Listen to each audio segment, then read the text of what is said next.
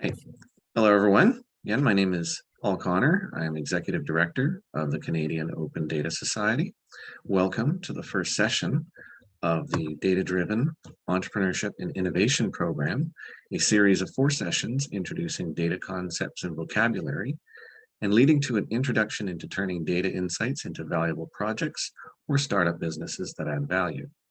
This program is a lead-in to the upcoming Canadian Open Data Summit in Whitehorse, Yukon from November 7th to 8th, at which the last 2 sessions of this program will be held. And first, let me give you an overview of the program and the people who will be delivering it. You see my face at top left. I have almost no formal training in data. I learned everything on the jobs. And I guess that makes me a prime example of how, once things are just demystified and you see an immediate practical point, it's easy to get into working with data, which I have done as an executive assistant, a political campaign manager, a government program manager, a CEO, and an economic research manager. To my right on the slide is Eugene Chen, the president of the Canadian Open Data Society, who works in data visualization and has participated in more hackathons than I never even heard of. He'll be present today, and next time we'll lead you through a brainstorming and pitch development session next Saturday at UConstruct in downtown Whitehorse. If you participate in person rather than online, we intend to feed you.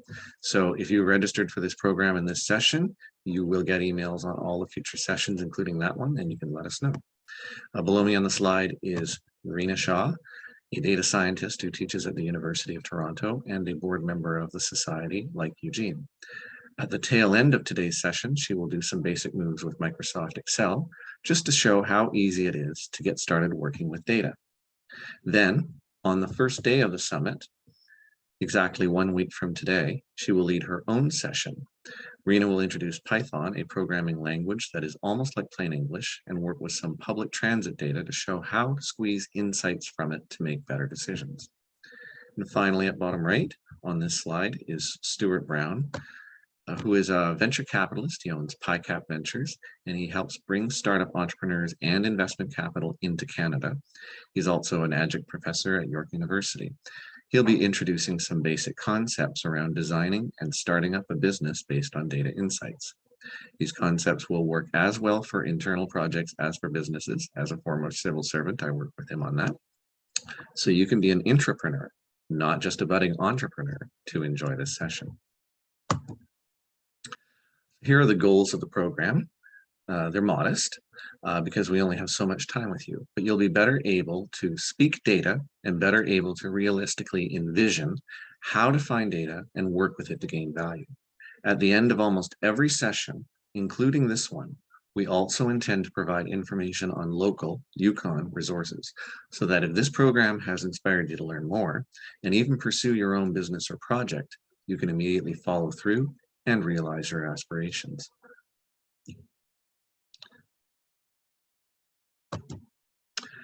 So at this time, I'd like to invite people to type into the chat what job or business they have or what they're studying at university, where they're coming from basically, and why they're joining us today. Now you don't have to do this, but I hope you will so I can make sure that this and the other sessions speak a bit more directly to you. So just take a moment and type into the chat, if you would.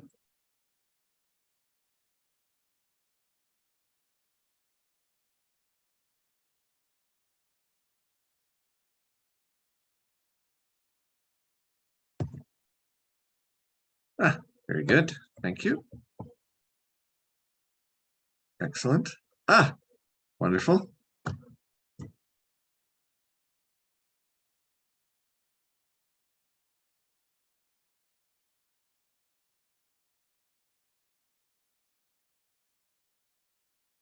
All right. Well, I'd like it. Oh, excellent. That's great. Oh, that's fantastic. Okay, thank you very much. I can tell we've got a great crew with us today. I'm really looking forward to interacting with all of you in this session and future sessions.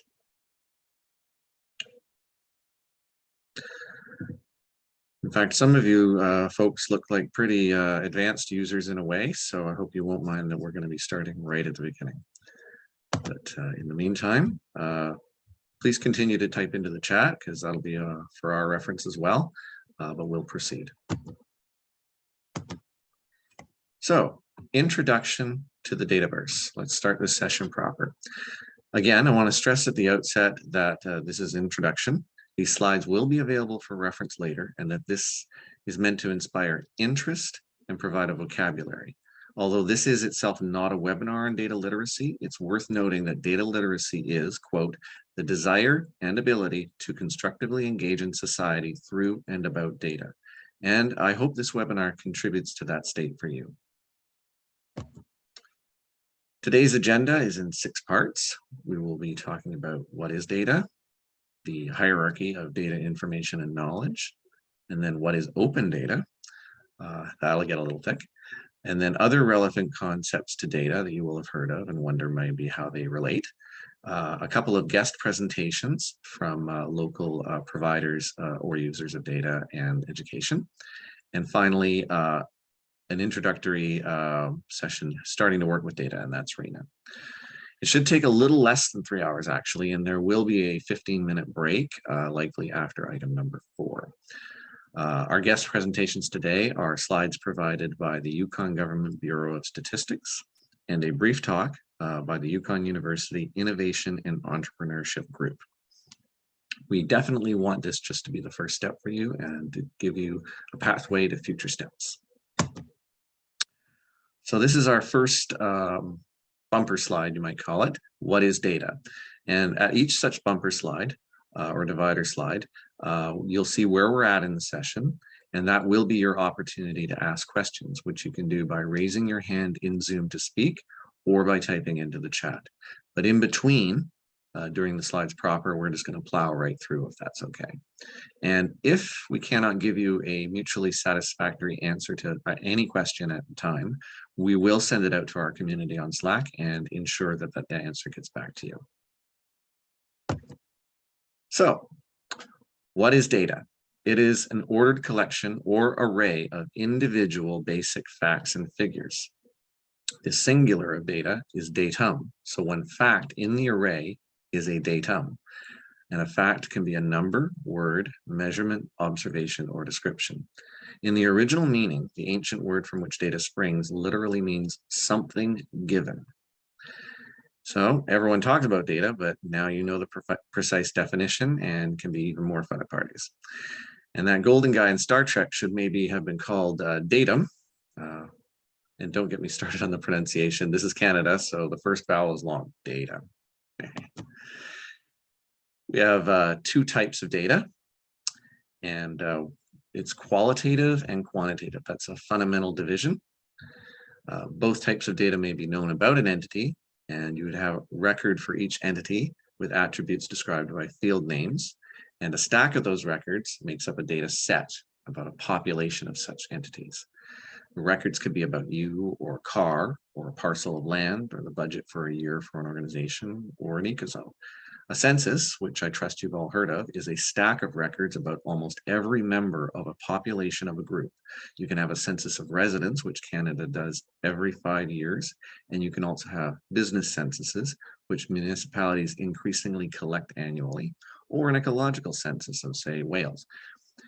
Now, I'd like to throw a question out to you. Have any of you seen a data set in real life? I think, in fact, the answer is yes, from the backgrounds that you showed me. Mailing list, cargo manifest, and I'm sure you're in a position to speculate about other data sets that might exist, like the number of cars that drive by your business each Monday. That might be very useful for a business. Or how many people with welding skills live within driving distance, or who donated to your local political candidates last election.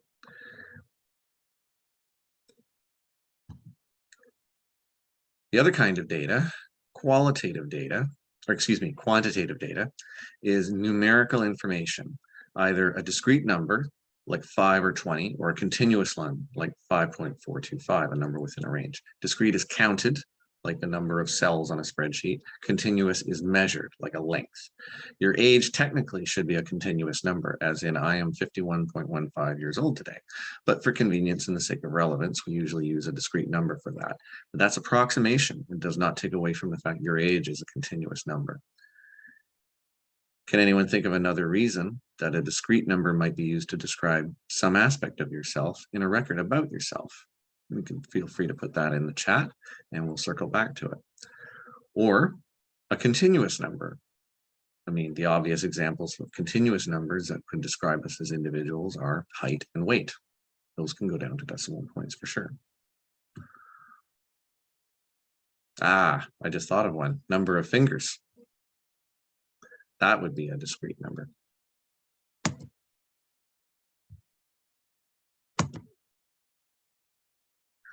All right. Now, qualitative data, a little bit overlooked, but it's a slightly lesser known fact that not all data is numbers. It's true that all the information in a computer is boiled down to and processed as ones and zeros, binary in other words, but at the level of data, it can be numbers or not numbers. Data that is not numbers includes colors, shapes, affiliations, species, and other classifications. Data that can be used to categorize and not just measure you or things or parts thereof. You see the example we put on this slide is colors and shapes. And there are innumerable examples of qualitative data and increasingly important as machines get more intelligent, of which much more later. Now to data formats. All structured data comes in computer file formats. And of course, you're on a computer right now as you watch me, and you obviously know about those, like docx for a Microsoft Word document or .exe for a software program. So it'll come as absolutely no surprise to you that most data also comes to people as computer files. Here we talk about common and simple types of file used for data on this slide. These particular file formats that I list here are open, which means that you don't necessarily have to pay for software that can read such files. Not like Microsoft Excel, in other words, which is like a CSV, the first example here, but adds a lot of formatting and formulas and what have you to the basic data, and generally can only be read by Microsoft Excel or its emulations. And this openness will become important later on. So you've got CSV, which is an array of numbers and words. You've got SHP, which is like a map file with shapes in it. It literally stands for shapefile. And then TIFF, which is the granddaddy of imagery files like JPEG or BIMP or GIF. And a TIFF can be a container with any kind of image files, including vectors. But that is what a lot of open data is released as, one of these three. Structure of a data set. So as mentioned before, what you see at the right is what a data set, CSV or Excel or a database may typically look like. If you're visualizing it right now, the field names like name, address, phone number, last purchase date can be across the top, and the name of each thing or person with a record is down the left, usually. And you need to define the data with the field names like name, date, postal codes, and that is the label or identification of an element of a computer database that contains a specific item of information. Now, here's a trick. It's ideal to use standard field names, the ones that everyone else uses, so it's worth looking into when you're collecting data or cleaning data, so you can combine data sets with similar information and do a wider range of analysis across those data sets, okay? It's also important, and I learned this the very hard way almost a quarter century ago, to format your data the same way every time. So your postal code should either have a space in between the two three-letter things or not. Your dates should always be laid out in the same order so that operations like sorting can work across all the data. Getting these things consistent is how you clean data, or it's one way. There's all too many organizations and people doing their own thing when it comes to naming types of data and formatting them. And that makes combining data sets that are supposedly about the very same thing very difficult. So spare a thought for the drudgery of cleaning data. And there is the possibility, I've only recently heard it mooted, where machine learning and the like could automatically standardize these formats and layouts, but I understand it's early days. So it's just best to be mindful of this from the outset. Again, when you're collecting your own data, be sure not to reinvent the wheel, see how others have named it. And when you're analyzing data from different sources, be sure they'll all be read the same way by your formula, your software, your algorithm, or whatever. Metadata. This is data that provides information about other data.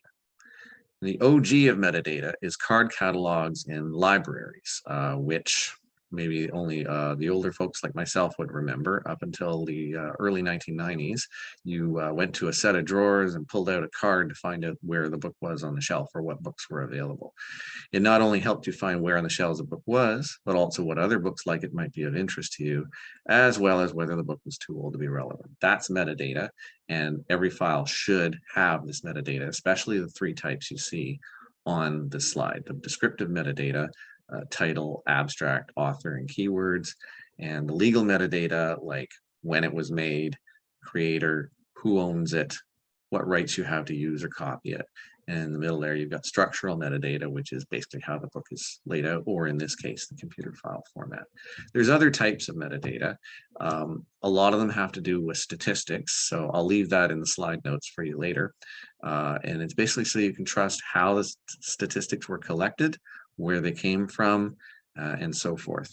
And that's very important if you're going to rely on statistics for any kind of research, whether it's business research or scientific research or what have you. Ways of collecting data. This is the fun part where the rubber hits the road. Now, I'm old enough to remember people sitting with a clicker at the side of the highway or at the front of a bus counting who passes them. And that was data collection.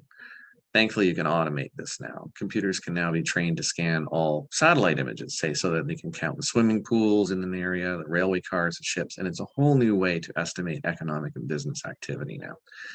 Online tracking, as you see as one of the sub-bullets, the fourth one down, facilitated with cookies that you may or may not give permission to accept on your computer, can tell a website's owner where you're coming from, how long you were on each page, what you clicked through, what you bought, if you abandoned a shopping cart, what search terms you used, etc. All well and good if it's their own website that you're visiting that they're tracking, but less so if they're tracking your activity elsewhere beyond their own website, which social media often facilitates. Now, Amazon is the king when it comes to this sort of thing, as you'll find out later. It becomes big data.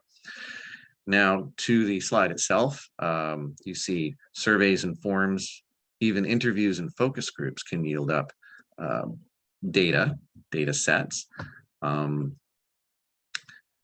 And some data, or a lot of data actually, is just generated automatically from transactions and financial activity and other administrative data. StatsCan is increasingly relying on administrative data to know what's going on, for instance. The second one, experimental, is usually the domain of scientists who have the facilities to control the conditions under which the data is collected, but it's still worth learning about. The third, derived or compiled data. And let me put it this way: if you're interviewing someone and they spill their guts in an unstructured way, you can still count the number of times they state an important term. You can rate their tone, their perceived honesty, their level of interaction. And this is becoming a bigger deal in science research and in market research. And remember that qualitative data is still data. It doesn't have to be about numbers per se. And scraping old data from old formats, rescuing it, if you will, from PDFs or older stuff from way back in the 1980s, it's becoming big business. And in a bonus video, one of my colleagues will touch on an off-the-shelf solution to do just that, to scrape data. But just remember, if it isn't your website or your data, see if you need to get permission first. But it can be very useful to track sentiments, what's going on in the world. We'll be supplying a link to that video toward the end of the week.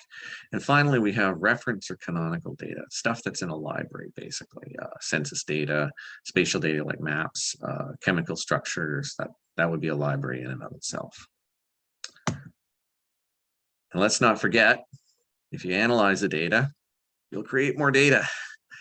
I really highly recommend XKCD if you haven't heard of it, xkcd.com. It's scientific and engineering humor, but it's totally accessible to the layperson, and it's always hilarious. The amount of data in the world is not exploding merely because we're deploying more equipment like cameras everywhere and cell phones everywhere just to collect more of it, but also because we're analyzing it constantly to gain insights which are often represented as more data. So I'm going to let that one marinate for a second. I think this is almost literally true, but I'm going to challenge you for in a minute here. Data is everywhere and about everything. It can represent almost anything you see here, and I will not read off the slide. You can see it, and it's a lot. It's everything. And then I want to ask you, and maybe you can put this into the chat, is there anything else that could be on this list as represented by data somewhere in the world? And maybe others would like to think about this question. Is there anything in the world that cannot be represented by data? And I will give an extra muffin next Saturday if someone comes up with a thought-provoking answer, or anyone comes up with a thought-provoking answer in that one. But I'll just pause for a minute and catch our breath. And you can think about that. Is there anything in the world that cannot be represented by data? You know what? You might be surprised.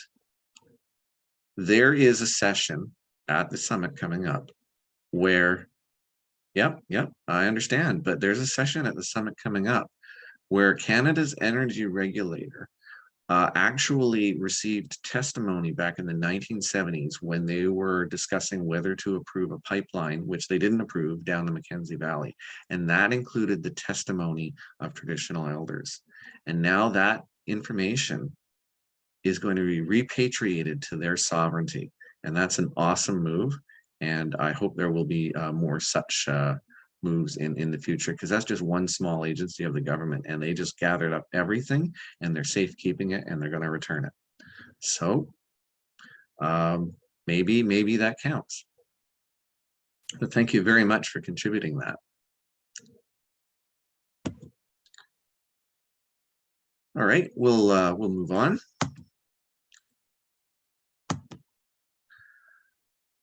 So these data types that I mentioned in the previous slide, they can all be viewed, processed, combined, broken down, analyzed, transmitted, stored, and that's why we make data. We create data, we make representations of things in the world out of data because we want to more conveniently see it whenever and wherever we want, for good or bad, and analyze it to gain insights about the things in the world, combine it to broaden the space we are analyzing and see how perhaps apparently unrelated things are connected, hopefully by a causal relationship, to send and receive the information and the data with others, and to keep it for a long time. Now, point two, point two on this slide, anything that goes into a keyboard or a camera or a microphone or a mouse is data. That's why I keep tape over my webcam most of the time. But seriously, it's worth thinking about all the ways that real world phenomena are now converted to data and shot down wires or broadcast as signals, like sensors, readouts, inputs, they're everywhere. And point three, anything that comes out of a screen, speaker, printer, 3D printer, machine tool, or refinery comes from data. That's also worth thinking about.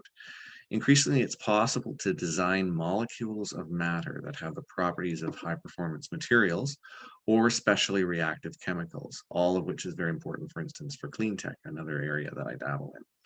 A holy grail, for example, not quite achieved as yet as far as I know, is enzymes that break cellulose, straw, down into usable fuel. And already we know it's possible to make usable things in 3D printers, not just action figures that are completely plastic, but firearms, spare parts for aircraft, and so on. And each of those parts for 3D printer, out of a 3D printer, comes out of a file format like STL. It's data. So in a world of designer molecules, there's maybe more hope than we realize for good biofuels. The spectrum of data, this is a concept that comes from the Open Data Institute, and it describes the range of types of ownership or access to data. So if you have the access, you can work with or even combine for analysis all these types of data. And remember what I said before about scraping data. People do that all the time with the fourth item on this list, the public access stuff, the stuff you see on websites. But again, you should get permission where necessary. And hackers, of course, are famous for illegally doing it with the first three. Stuff that should not be public is made public by them or threatened to be. If you're in a government or a nonprofit and you're thinking about starting to open up your data, a good place to begin is with what is already on your website and facing the public, but as web pages or PDFs In other words, things that are not machine readable as data. Scrape those and clean them up into data sets. That's one small step for someone with a computer and one giant leap for your organization, as you'll see later on in this session when we talk about open data.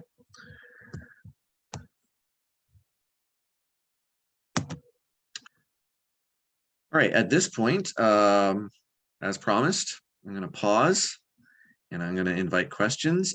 Please put up your hand. I will stop share so I can see everybody, or put something in the chat if you have any questions about what you've seen or heard to this point.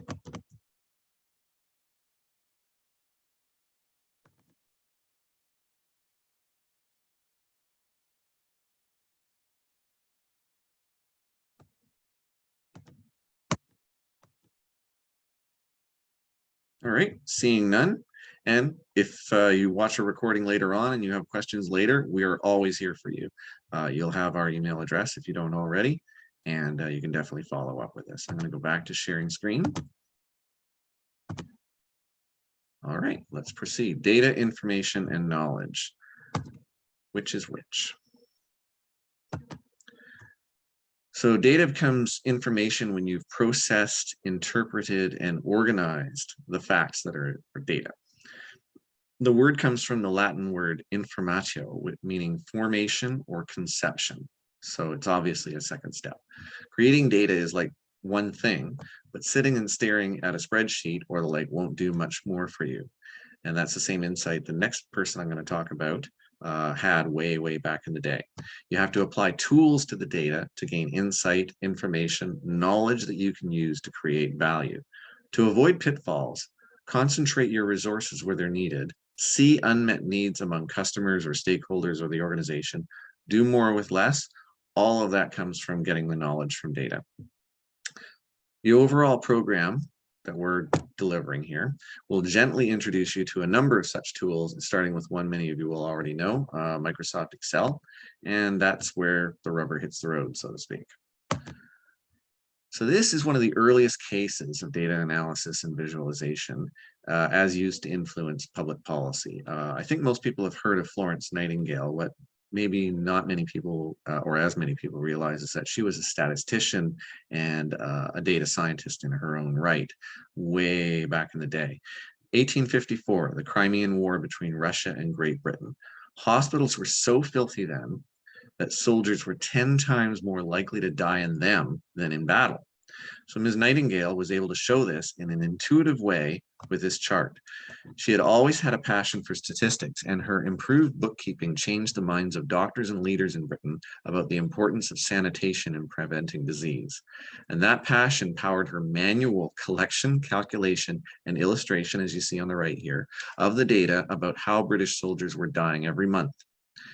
Something that now can take a briefly trained person seconds or minutes, but surely took her a very long time. But in so doing, she saved the lives of countless people across all countries of the world because they realized how important sanitation was in medical care. And insights like this are still being sought and found high and low through the present day, which is, of course, why we're here, so that maybe you can get on that train. And here is the big note of caution slide. When does data not become information? It can be portrayed in a manner designed to mislead. Now look at what you see, the image on the right and the image below. The image below is inadvertent, and the left version was corrected into the right version, and it represents things more accurately. The right-hand image from Times of London, well, I gotta wonder about that. Draw your own conclusions. But a key part of data literacy is knowing when someone is trying to pull the wool over your eyes. More advanced examples involve knowing when a research study is flawed at its heart because it's analyzing a sample that's too small to reliably represent the population being studied, or by analyzing a sample that's been cherry-picked to get the results that they want, or by having an oversimplified model that leaves out important influences or factors in the process being studied, like the old studies of nuclear winter were way oversimplified. So here we start with a basic example of having your proportions wrong in a chart, so that the largest number looks smaller compared to the others than it actually is at the left, or the largest number actually is made to look smaller than the others at right, and the author of that one should be properly ashamed. But be alive to things like this, and you will be a more intelligent consumer of data and of the media. Data versus information. So data is a part, information is the whole. Data is a collection of facts, information is how you understand those facts in context. This pretty much is a good summation of what's been discussed before, but from now on, when you think of the words data and information, so often used these days in work and in society, I hope you'll be thinking of this hierarchy of concepts. When does information become knowledge? When you combine information with experience over time relevant to that information and previous insights that help you or the people you work with or for. It's linked to doing. It implies know-how and understanding the why of things. In a way, I'd like to think of it as data being the raw material, information, the bricks, mortar, plumbing, and knowledge is what you need to build the house out of all that. And my source for this puts it thusly: information is refined data, knowledge is useful information, information's outcome is comprehension, knowledge yields understanding. The whole point of learning about data and how to work with it is to gain knowledge and over time wisdom using modern methods and tools to do so faster than ever before. All right, here's another pause point. Gotta let somebody in. And if anyone has any questions, please feel free.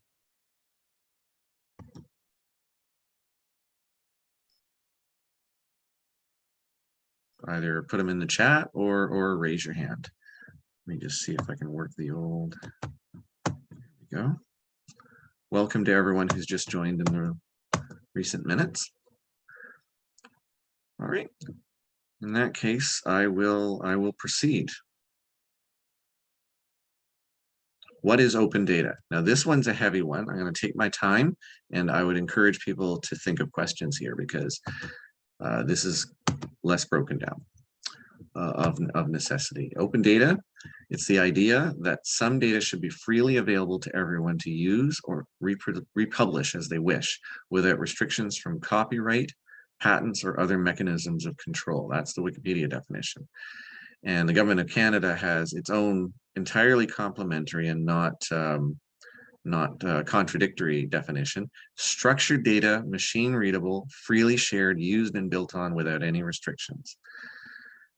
Open data means the ability or the opportunity to create value depending on the ability to share data, to make it available to third parties, combine it, in other words, rather than on sheer volume. But it can turn into big data if enough people share enough data.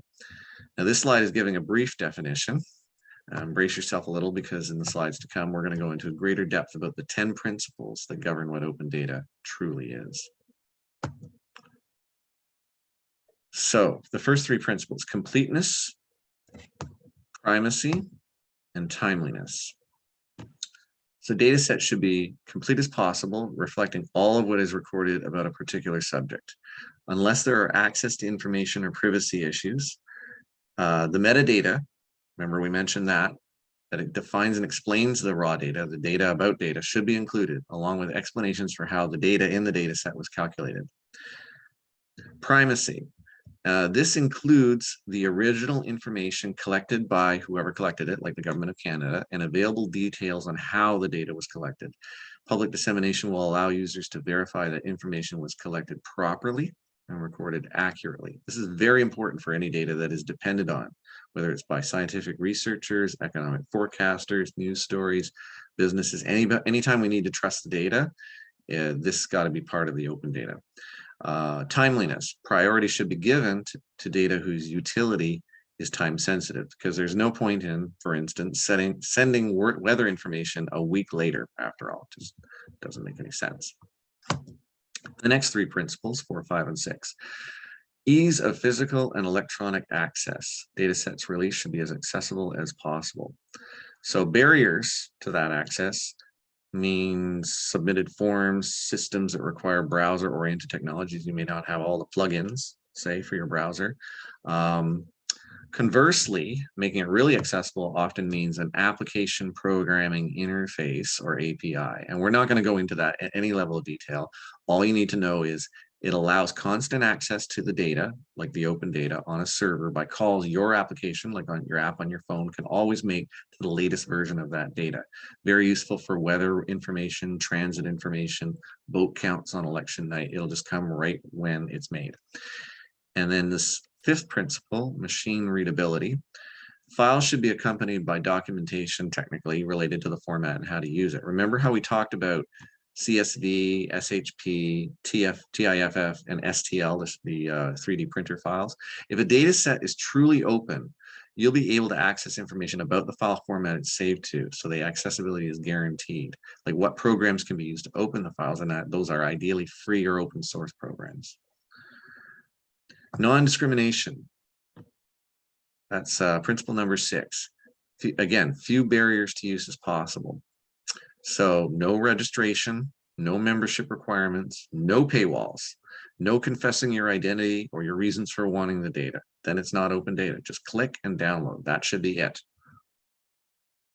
All right, the 7th principle, use of commonly owned standards. This actually harkens to the other principles as well.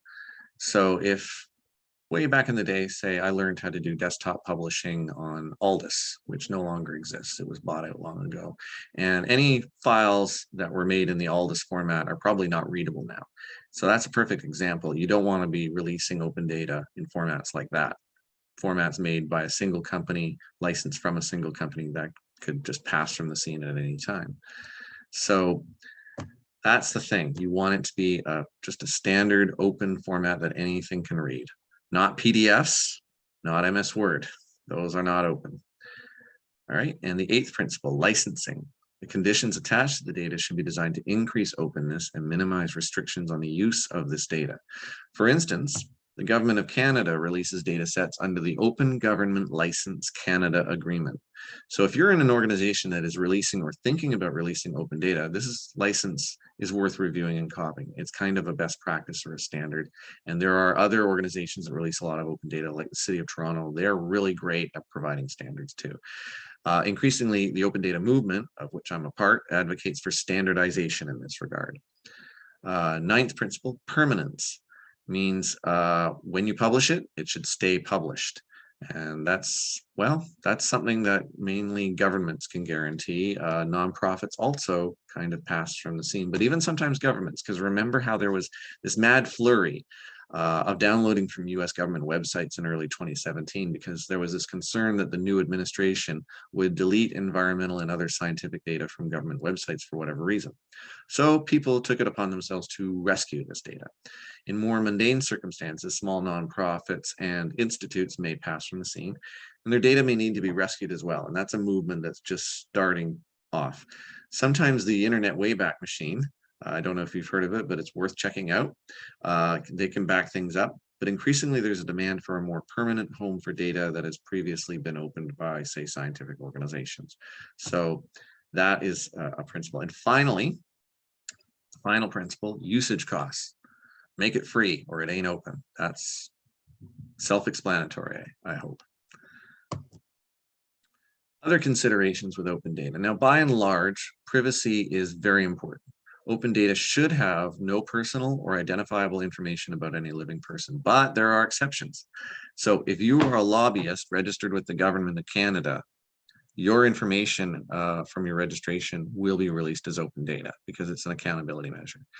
If you are making political donations at the federal level, for sure, that too is out there for people to see. But publishing information about individuals not taking active part in the political process or in corporations, that's generally a no-no. So if you see personal information, it really not open, should not be open. And then there's a caveat with the originating principle of the open data movement, open by default. It was the idea that unless personal privacy or national security was involved, like weapons designs, government data should be open. So it's not like you decide which data set you're going to open. You just open them all unless X, Y, and Z. That was supposed to be the principle that was going to be extended everywhere. But there's a caveat. The integrity of the individual now is being extended to groups as well, particularly peoples against whom data has been used in the past. The original passionate advocates of open data sought for governments to open all their data unless specific criteria were met, as opposed to opening selectively.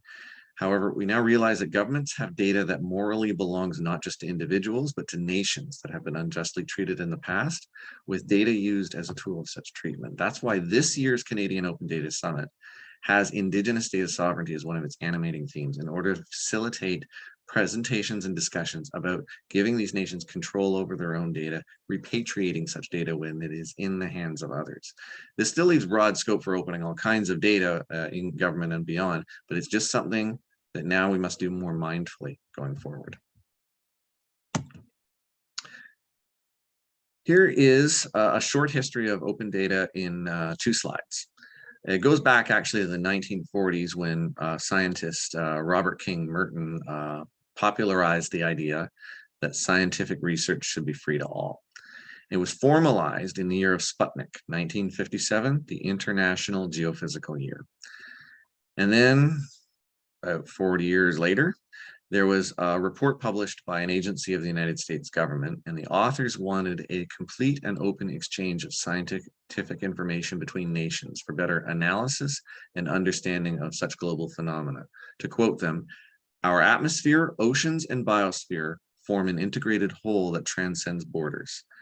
And to quote the Paris Innovation Review's History of Open Data,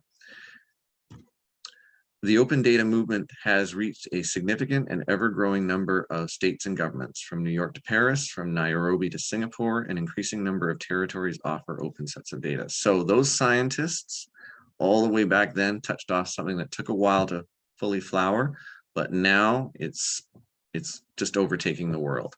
I'm going to continue on with the actual history though.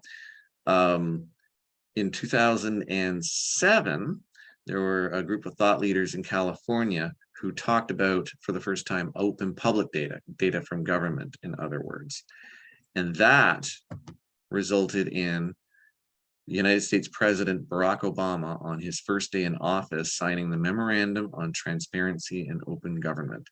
And that's how we got data.gov, which is full of interesting stuff.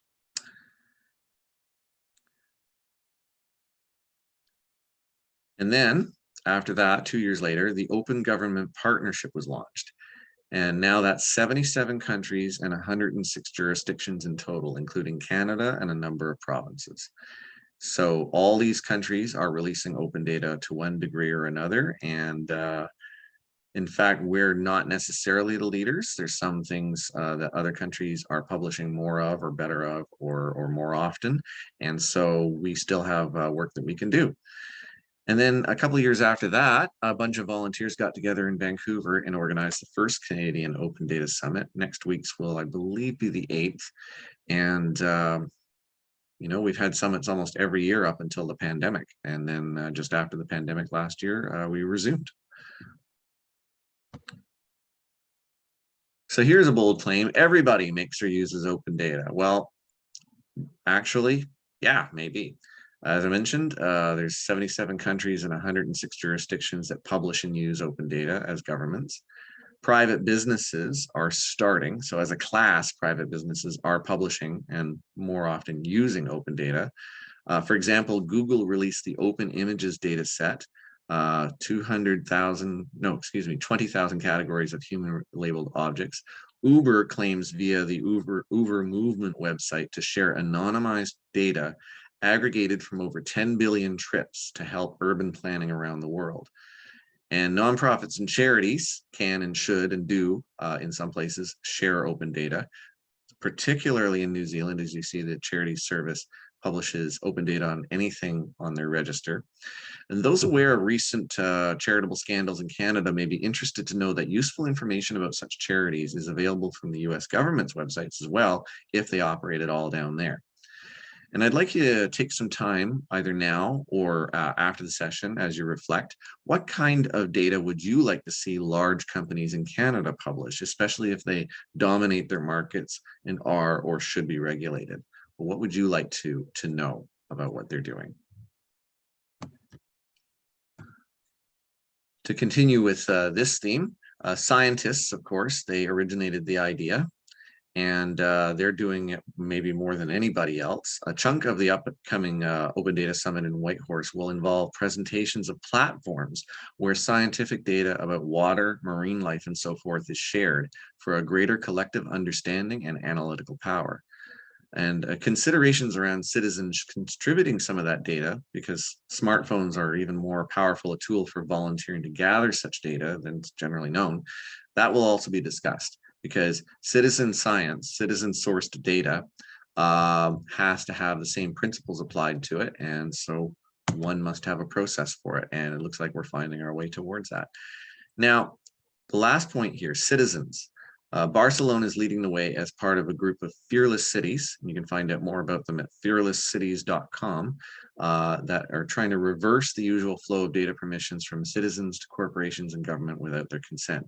Imagine if we all really owned our own data and could share or withdraw it from big corporations at will. So that's what they're trying to do. And let's see if that movement grows across other cities of the world. So open data is really behind the scenes of everyday life. Anyone who's ever used Google Maps, anyone who's ever looked at a weather forecast, you're using open data. Transit schedules are shared as open data, traffic speeds, counts of populations, businesses, ecological features, election numbers like voting turnout, expense and donor data, geology, water and energy flows, and other kinds of scientific observations, economic data. As I mentioned, that can be just gathered straight from space. If you don't trust a national statistical agency in another country, then you can get this information from space. Later, maybe when you are considering these questions a bit more, you can try to find applications or websites where other information like transit schedules can be downloaded or accessed by API, like open data. And the surface has barely been scratched. There's still a lot that's not yet released that really could or should be. Like in recent municipal and provincial elections, Canadian voters called for such things as the opening of smelter emissions data in a town that may explain the population's health issues. Another jurisdiction releases snowplow and salter location data, because in the past, these salters were sometimes caught circling the parking lots. So, you know, it's worth keeping an eye on this stuff. So think about what other data you would like to see opened. And I'll actually touch this off if I may. You can put it in the chat or you can come back to us later. For my part, I'd like to see all corporations and land parcels beneficial owners released regularly as open data. I've talked to lawyers about this. It would make their job easier for sure. And this would be a powerful tool for managing the housing market and countering corruption, tax evasion, and foreign economic activities while holding polluters accountable. This is a big one. So land parcels and corporations beneficial owners. They are really making moves towards this in BC. The government of Canada has made a recent announcement in this regard. It's a very exciting time. We could find out all kinds of useful things. But it's also important to remember that this is not an unalloyed story of progress. There are attempts to roll the clock back. Under the current US administration, there's a report that there's a lobbying effort underway to once again conceal the cargo manifests of ocean vessels. They were published up until now, they still are, in order to help track the products of forced labor abroad. I bet you that's something no one ever thought possible, that would be a way of cracking down on forced labor. But now there's a lobbying effort underway to conceal those manifests once again among the major companies in the US. So here is one example of open data use. Now, Google Maps, Google itself, not open data, not open source.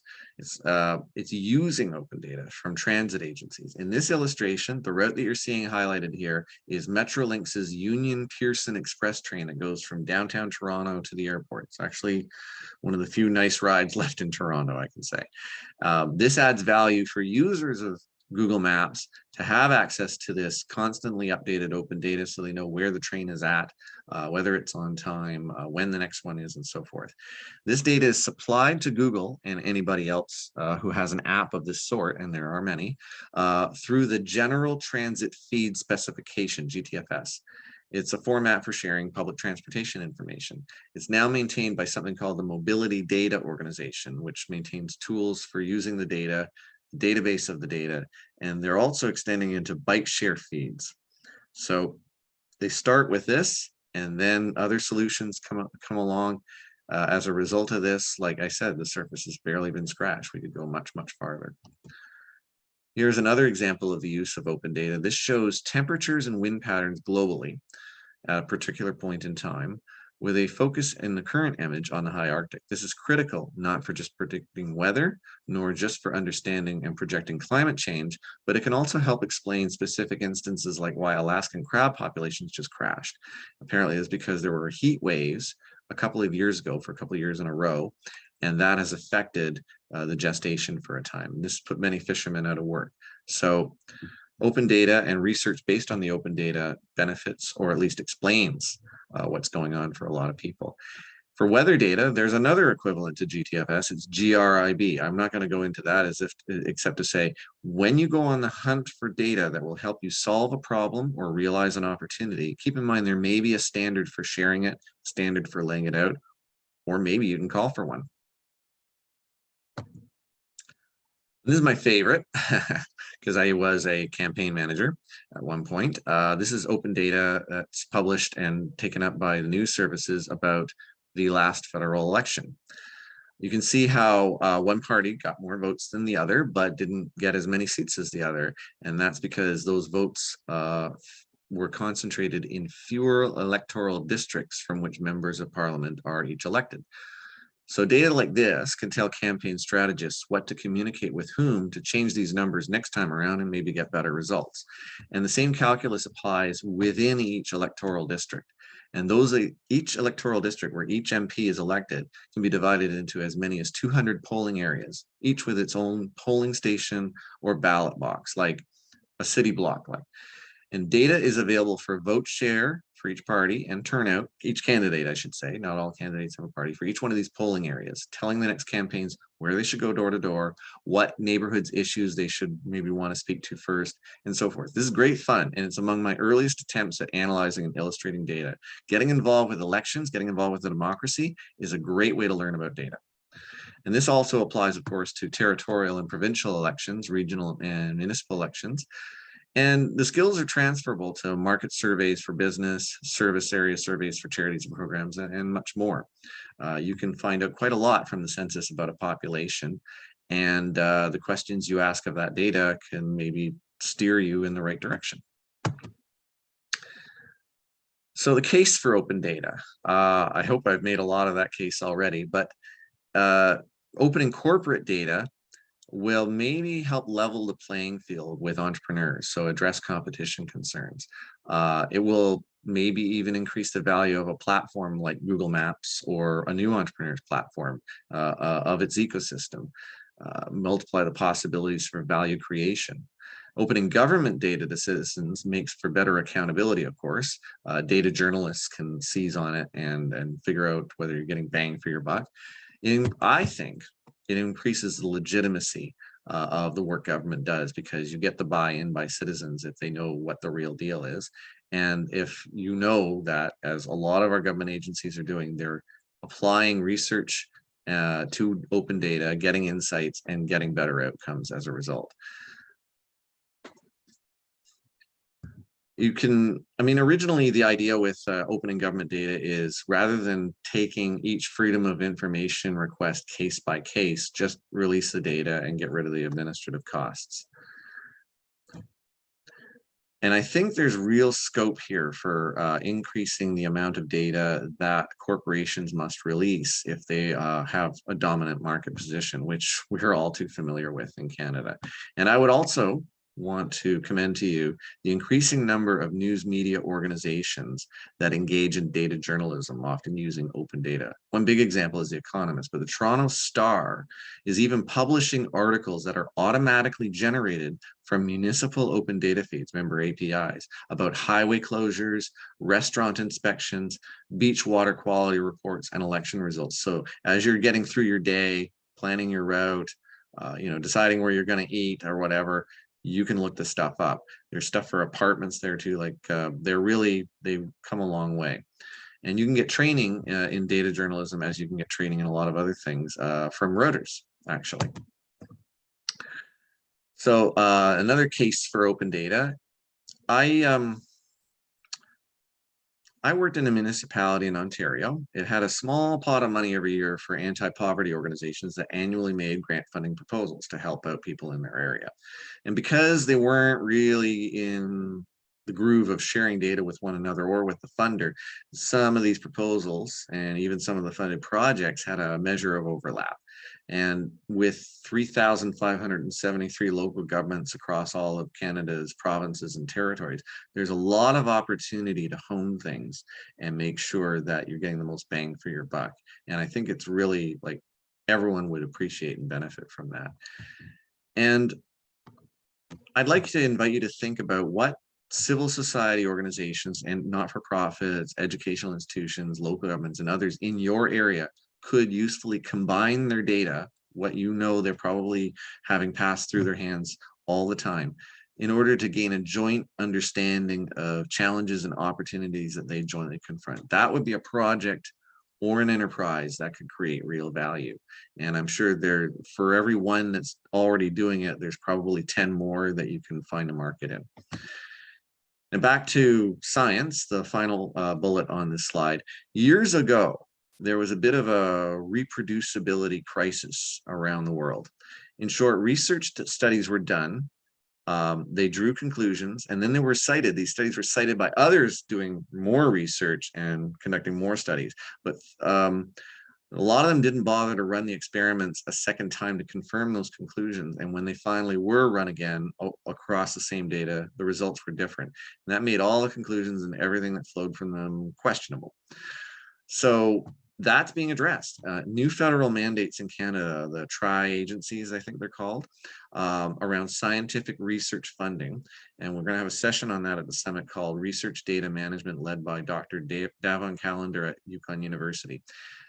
These new mandates will require that any federally funded research will be published according to open science principles. So this way, we're going to get better science, better trust, better progress.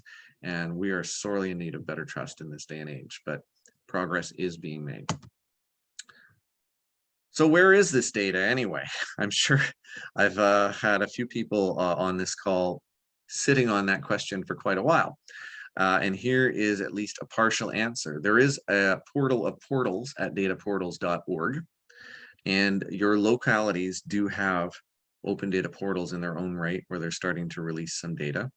Whitehorse, Yukon, Canada, and OECD, that's the Organization for Economic Cooperation and Development. Canada is a member of that, along with 30-odd other countries. There's a gajillion open data portals. Searchability, it's still an issue, but it's being addressed as well. Open Data Canada, the Government of Canada's website, is addressing this by federating, by making provincial open data and maybe even some municipal open data accessible through their portal. And of course, the topmost portal here. And then finally, there are data set search engines like Google and Kaggle. And those are, and Microsoft has one too. So the three bottom in that group of bullets, those are all places you can find data. So you don't have to be a government either to host an open data portal or a portal with data sets. The URL at the bottom, data.beta.nyc, that's community-based. It's been in operation for 13 years. Anyone can put up an open source-based CCAN portal, just like the big government portals are made out of. And we're going to have sessions at the summit talking about that. We have someone coming all the way from Australia, a co-steward of the CCAM project, to talk about how you can easily set up, just like a WordPress site, set up a CCAM portal. The main thing for this session, if you're on the hunt for data, figure out what data you want, list all the keywords that could find it, and then start hitting these portals.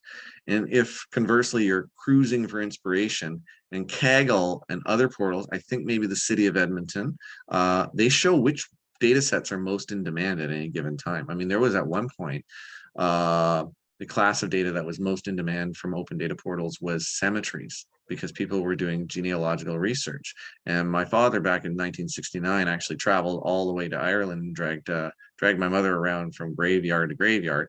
Now you can just do it on your computer because a lot of it is open data increasingly. Okay, that was a thick one, as I promised, and we are going to take a little bit of a break here. And again, I invite you to share your questions or comments in the chat, or put up your hand. And we have a goodly number of people participating at this point. That's great. We are still, just a second here, we are still recording as far as I can tell. And okay, I don't see anything, so I'm going to move on to other relevant concepts, and I'm going to acknowledge the participation and authorship of Mike Sinclair, a board member of the Society, in creating these slides. And I see he's present on the call. If he's at his computer and you have any questions about any of these, then we can maybe ping him. But I'm just going to go ahead. So I think most people will have heard about big data and will wonder how it relates to open data. Whether open data is technically open, like scraped off of websites, or legally open with a full open data license.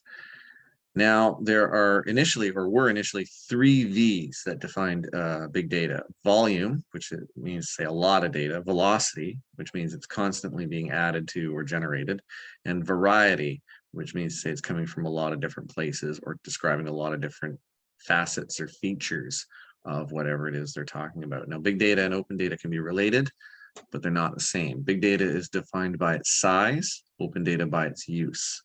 Big data can be open data can be big, but they're 2 separate data concepts. However, you get enough people sharing open data that adheres to the same standards, so it's all commonly readable, and big data can happen.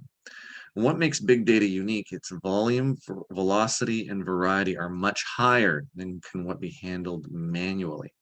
It can deliver subtle insights that cannot be achieved with standard data collection and analysis, the sort of thing you might do by putting it on a rosette or a map or a chart or whatever. It requires something deeper. This is a Venn diagram, and it gives a few good examples of open versus big data.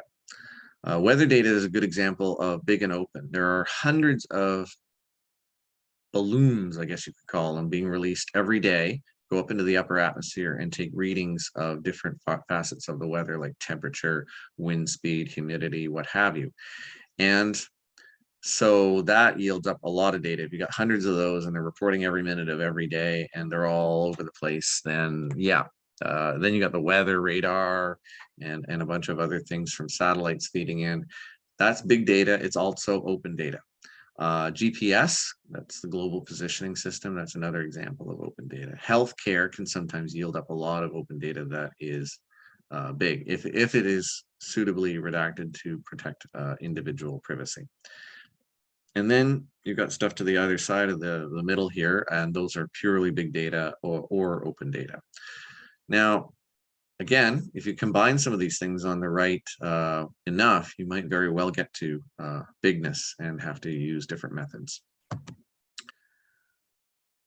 Look at these numbers. I don't even know what a zettabyte is. I don't know how many zeros that is, but I assume that it is a lot. 79 zettabytes and another 2.5 quintillion bytes of data created each day on top of that. One whole genome binary, as an example, one whole genome binary alignment map file typically exceeds 90 gigabytes. Facebook stores 250 billion images, including stories it's thought to be as many as 2.5 trillion images. By 2025, that 79 zettabyte number is expected to double. A good example of velocity is that Amazon is capturing every click of every single shopper on every single visit. Remember when I talked about that? They really must own a big fraction of all the computers in the world to hold on to that. Now, data can be structured, unstructured, or semi-structured. I don't think we need to go into too much detail in that. Like, you've seen, of course, how data can be structured. I've gone into some detail in that regard. But then stuff can just come at you like images that look fairly random, and you have to have some special techniques for deriving patterns and in turn meaning and in turn insight from unstructured data. But there's no single structure or format that can be considered big data. So weather, we come back to that as the main example of big data that's also open, terabytes and terabytes of it that climate science relies upon. It can be used to mitigate catastrophic events like fires, droughts, floods, storms, like just get ready for them and respond to them. And you can apply a lot of tools to them that are well beyond the scope of this particular presentation in order to make some sense of them, to get some insight from them. And even the stuff that was collected in Florence Nightingale's day, the annual average temperature, precipitation, extreme weather indices, stuff from the 19th century, it's all there. And we even can go farther back using natural records captured in tree rings, coral skeletons, glaciers, fossils, sediments. And this also contributes to the picture around our climate and how it's changing from the way it was before. But there's more V's, apparently. There's also variability, veracity, visualization, and value. Veracity, of course, is a fancy way of saying truth.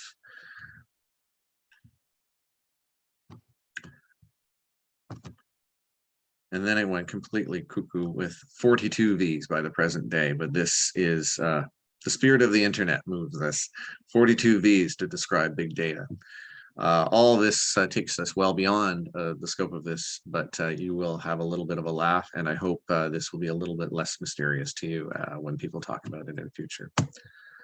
Another big concept, increasingly current, that has a bit of a relationship to open data, as you will see, is artificial intelligence. Systems or machines that can perform tasks that usually required humans to do it.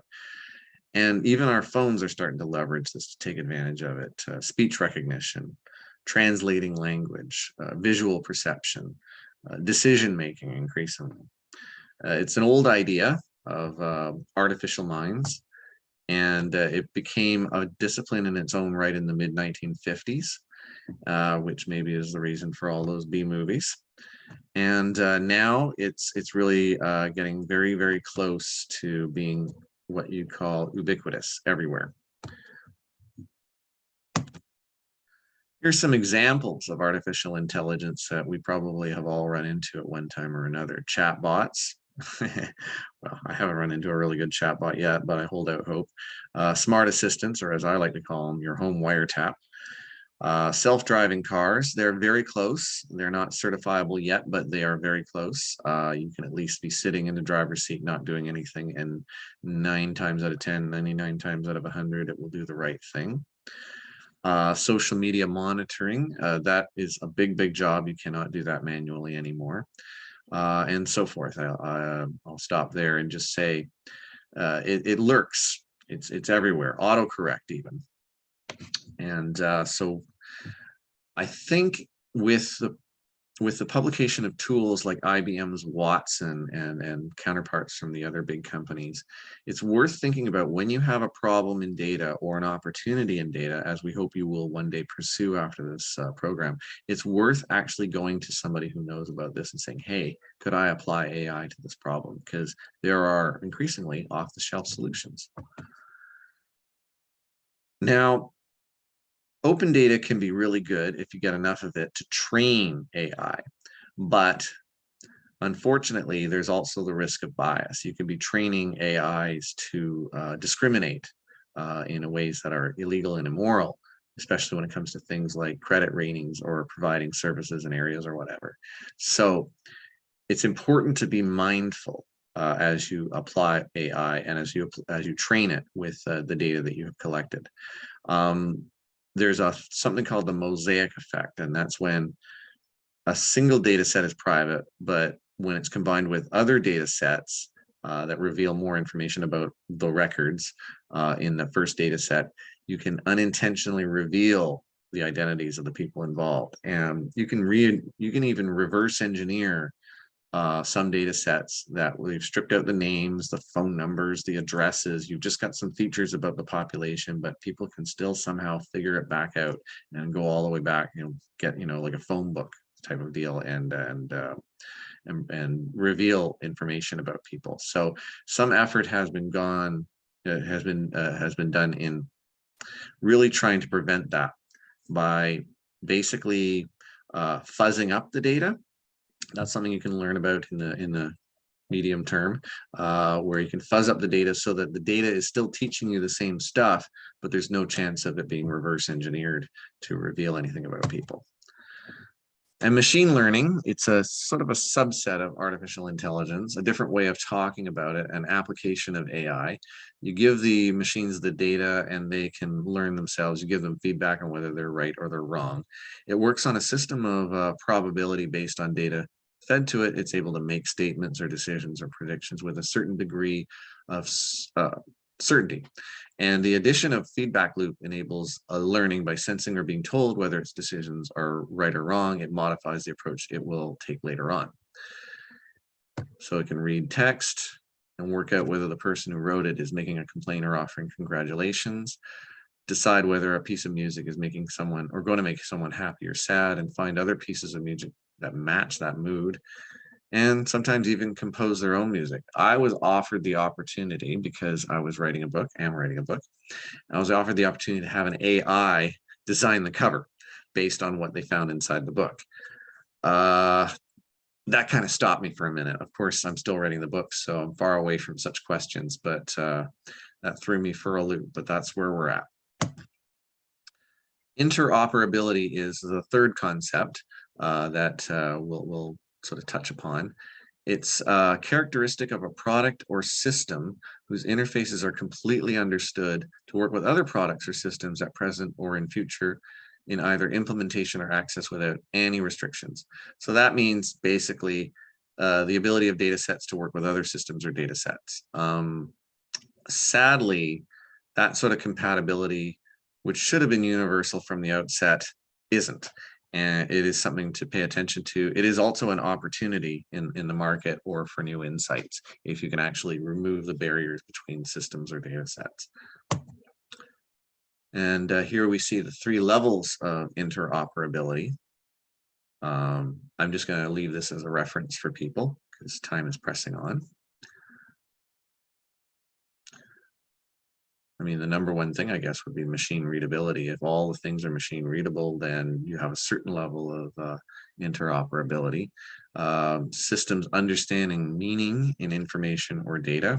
That is obviously the toughest challenge and something you probably apply machine learning or AI to. But the basic level of interoperability, the foundational one, that makes me think of the internet itself. We all use the same TCP/IP based internet. So it's worth, tending to those roots and then moving up the trunk, so to speak.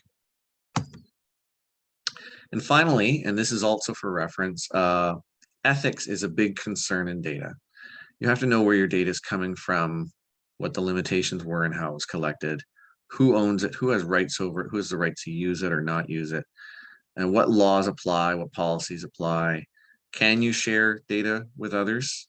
I mean, that can be really helpful if you can. Other people have a different point of view, different expertise, different data that can be combined, but you have to have permission first. Do you have a core purpose in using this data and people understand it? And you have to be mindful. Remember, I talked about data sovereignty. You have to be mindful of who can be negatively affected by data, and they should have a say. They should totally have a say if there's any risk of that. Who will be positively affected by this project? Again, same thing. Are you communicating those? Can people engage with you as you work with data? Like, do you have a policy? Do you have someplace people can contact you? I mean, I ran into that just last night. I'm responding to someone in that regard. And at this point, we have our guest presentations. Again, I will pause. It's that type of slide. I will pause. See if there are any questions. Comment about mosaic effect. Excellent. Thank you.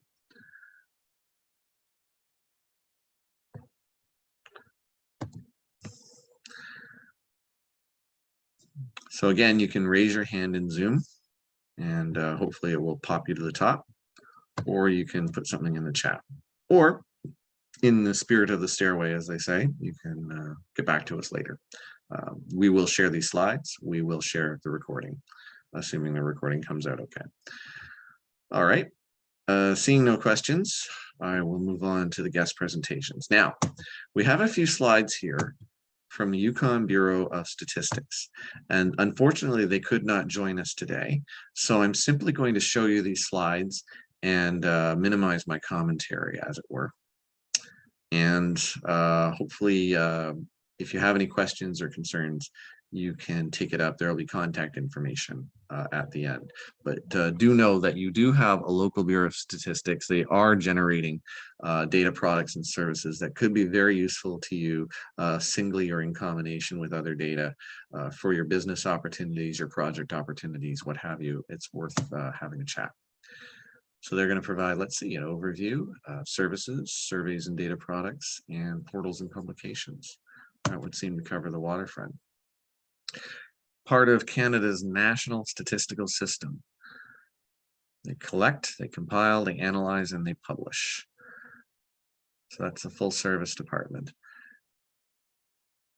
And sometimes, yes, when you get money from another order of government or another entity, there are requirements to publish data. I've certainly been subject to that in managing programs. And sometimes you will get data from, say, Statistics Canada or somewhere, but it will be pretty broad-grained, and you might want to go into more detail. We tried to do that in Niagara when I was economic research manager. And in general, yes, these services are here to help you as Yukoners, residents, businesses, and institutions to make informed decisions. And all according to the law. Now, this hierarchy, I think it's worth pointing out, it goes from bottom to top. The arrows are going up. And that's actually a pretty good general purpose description of how data is gotten from start to finish. So this is a good reference slide in general that you could emulate to one degree or another, maybe not to this level of process detail, but I like it very much. So I'll just wait a minute on that one.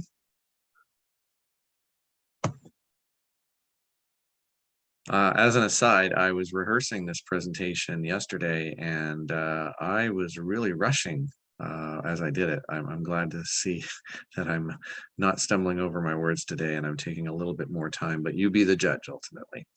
So you can see these are the kinds of statistics you get from Yukon Bureau. That can be very helpful. When I worked in economic development, we had this map on our website, and you could find a property that was for sale or rent for a business. And then you could describe an area around it, a radius around it, and it would tell you everything about that population based on census and other data that was gotten from statistical agencies like YBS. Very useful if you're planning where you're to put your restaurant or something that requires walking traffic or you know, auto traffic for that matter. And economic statistics were a way we tried to sell our community. We tried to say, like, you know, this is what's happening in our community. This is the mix of the workforce. This is where the industries are really growing, and so forth. And also whether we had enough housing or room for housing, and we did. A lot of development space left in Niagara, even when we leave the wineries alone. And in fact, you can even take on some special projects as we did in economic development in Niagara to really make the case for a business or an industry to locate in your region, and to really work out how it's all going to play out. So I guess this is almost the last slide. This is a good reference slide. I would say keep this and come back to it as you're thinking of ways to use data for a project or a business to unlock value, to get insights. These are the kinds of data that will be most relevant to you as Yukoners. And I'm really glad we got these slides and are not coming from away, so to speak, to talk about this without this sort of local information. Here's the contact information. Again, I will share these slides with everyone afterwards, everyone who registered. And there are some people who couldn't make it today, but they let me know that they will be very interested in the recording and they'll be at the other sessions. So we're going to have a mix of participation types for sure. And you will all be able to see all these slides in the future. And at this point, I'm just going to see if our colleague from Yukon University is on the line. And I'm going to actually offer you a 10 or 15 minute break. Let's say 15 minutes. Okay. And I'm going to turn off my camera. And then I'm going to make sure that our next presenter is queued up and ready to go in 15 minutes, which is to say at 3:40 p.m. Yukon time. So, and if you have any questions, I'll be watching the chat. If you have any concerns, any comments, please, I live for this, share on the chat, okay? But I'm gonna mute myself now and look for our next presenter.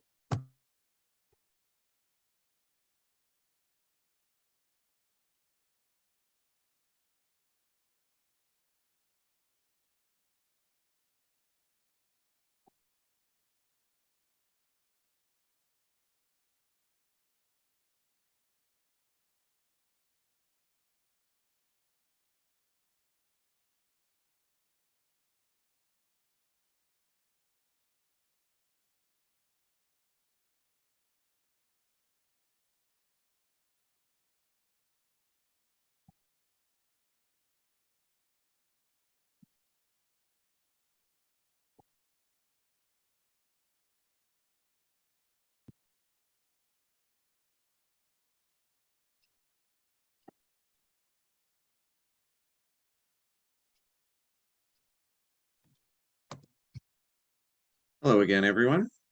I'm hoping everyone had a decent break and had a chance to refresh themselves. Our next presenter is here today, Lauren Manikin-Bell from Yukon University. And without further ado, I will let her take the floor. Thank you, my friend. Hi, folks. As Paul just introduced, my name is Lauren. I am from the Innovation Entrepreneurship team with Yukon University, based at Northlight. I think I know a few of you at least. And I want to kind of apologize. It's Halloween, which everybody knows. And I have a 10-year-old and I'm in her best friend's bedroom right now because somehow I got stuck with picking kids up from school. And I'm like, I got a call. I have to. So the family threw me in the kid's bedroom. So excuse me for a quite unprofessional background to my presentation. Hopefully this will make up for it. For those of you that don't know, thanks to our funders, the Yukon Government Department of Economic Development and CanNor, CanNor Economic Development Agency, have been funders of our team for about 14 or 15 years with the initial intent of bringing technologies that were developed at Yukon College at the time and commercializing them to meet the real world and show how innovative and creative Yukoners are, and starting with the research team. And what we ended up finding all these years ago is that how strong and creative Yukon as a community is. And we started as a team to fund innovations outside of the university. And many of you may know Alistair Smith, for example, with Proskita and Paterno, and Ben Sanders and Aprendo with Camila Rivera are some folks that have come out of INE's support system to develop innovations and programs that have put the Yukon on a map in a different light. And over the past 4 years, we have been developing, again, thanks to those partners and funders, many more programs to do in partnership with mainly UConstruct, who hopefully you'll get to hear from at some point if you haven't heard from them yet. Essentially an ecosystem where you could come up with an idea in the Yukon and practically not fall through any gaps until you've commercialized and you are growing and scaling your business. So I'd love to talk to you a little bit more about that. And Paul's going to change the slide for me to the next one. Awesome. So this is a colleague of mine, Alicia, speaking at a women entrepreneurship event. And INE is charged by our funders to do this very thing, to support early and mid-stage innovators and entrepreneurs to explore and develop risky and uncertain ideas. Basically from, I woke up in the morning with this crazy idea. It's new, it's never been done before, or it's a reimagination of something old. And we are going to either adapt it to the Northern context, or we're going to bring something back from a long time ago and add modern technologies to develop it to be even more. So thanks to our funders, we have investments from them into us to be able to help inventors, entrepreneurs, innovators take that idea and grow it. And what we learned recently or in the last few years is that all of us have our strengths, and we are looking to support innovators not only to develop, for example, an engineer to develop their technology, but we're also considering how does this one engineer who maybe doesn't necessarily have financial acumen or marketing skills, how can we help that engineer be a really strong business person? So we've developed a program called Wraparound Services that partner with the funding that we offer for businesses or for founders or for anyone to kind of take their idea off the ground. And then we help them grow into this next stage business. In the last 4 years or so, we have been expanding our network internationally with those wraparound services. So essentially we're a phone call or an email away from a tremendous network of knowledge holders to help UConners develop their businesses and develop their ideas in place. A couple of those are the pieces, so that's the networking and the fundraising piece, or the, expertise piece. And then the educational program we've evolved as well, because one of the gaps that we saw in the territory is that if you have an idea and you're customer facing, you've essentially been in the world and you've been sharing your innovation or your business and you're ready to take kind of that next big step. A couple of years ago, we didn't have any incubation programs in the North. You had to either do it remotely or actually displace yourselves, as some of our entrepreneurs, for example, Ben Sanders, who went to Techstars, had to leave the territory. So today you can actually grow your business in-house, actually physically at this innovation hub located in Whitehorse called Northlight Innovation. And you can grow it with Incubate North. So a 12 to 18 month business incubation program to take you from where you are essentially, and imagine a suspension bridge that we help you build to the next plateau of your growing business. We are in partnership also with Future Skills Center to develop community economic development initiatives. Thanks again and again to the funders that we have today. We have developed quite all of these pieces, the funding, the networking, and the expertise at Northlight, but outside in our rural communities, there aren't necessarily all of those services. So we have a team bridging the divide essentially between our rural communities and the resources and expertise that we have in Whitehorse. And then we also have been doing research and just finalized the first stage of research around the future of work. So we are trying to see what UConn's future of work looks like, because UConners are not necessarily finding themselves, finding it applicable, the findings that we've found on the Canadian scene as far as what the country feels like globally or holistically our future of work is. The Yukon is a little bit more unique. So we're looking forward to sharing those in the spring, that results in the spring. We have invested in an investment readiness program for businesses that are ready to take that very next step into becoming investment ready. And we're working with an organization called Spring and partnering with UConstruct on that. And finally, we have a program for students. So either on your way to university, in university, or having just graduated from university, called Summer Biz School, where you can, with a $2,500 gift, thanks to our sponsors and our funders, to grow your business over the summer and learn how to be an entrepreneur under the university's umbrella. So those are a few things that INE does. For those of you that are part of this program, which is super exciting, we've been really impressed with what Paul and his team have created. We would love to hear about any ideas that spark from the next couple of weeks that are coming, any of these sessions. Or also any future needs that you have in relation to curiosities or expanded learning opportunities that you're looking for to get you from where you are to where you want to go. And I think the last slide is a thank you slide. So I'm going to say thank you for letting me monologue for a little bit. It's super uncomfortable to just talk like this. If anybody has any questions, I would love to answer them. or I'll put my name in the chat so that folks can, so folks can reach out if you're interested or want more information about what we do or want to come hang out and visit when you're at Northlight.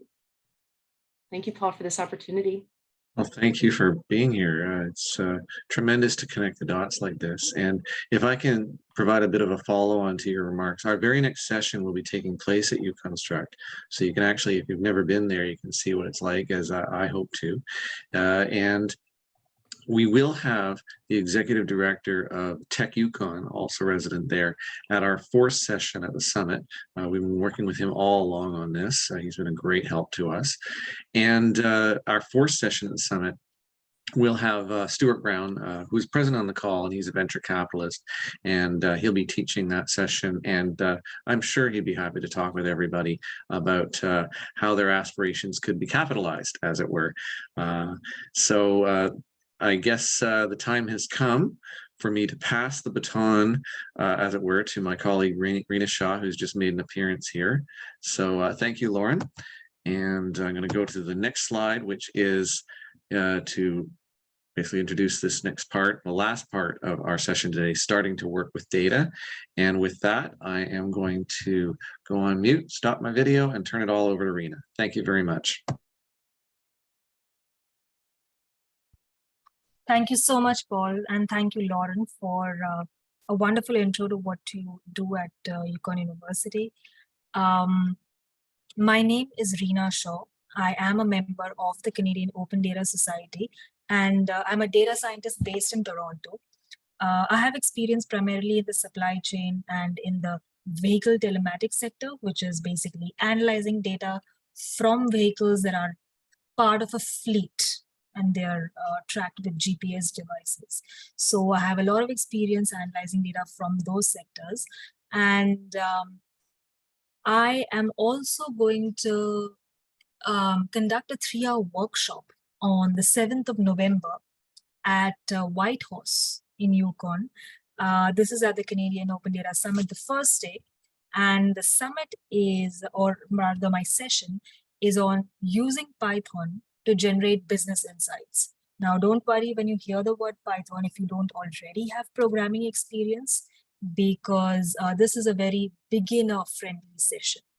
So that was a little intro to what's coming up in the future, using Python to generate business insights on the 7th of November, conducted by me. With regards to today's virtual session, I'm going to work through a data set using Microsoft Excel. And since the theme of today's topic is intro to the Dataverse, I'm going to make sure that it's a very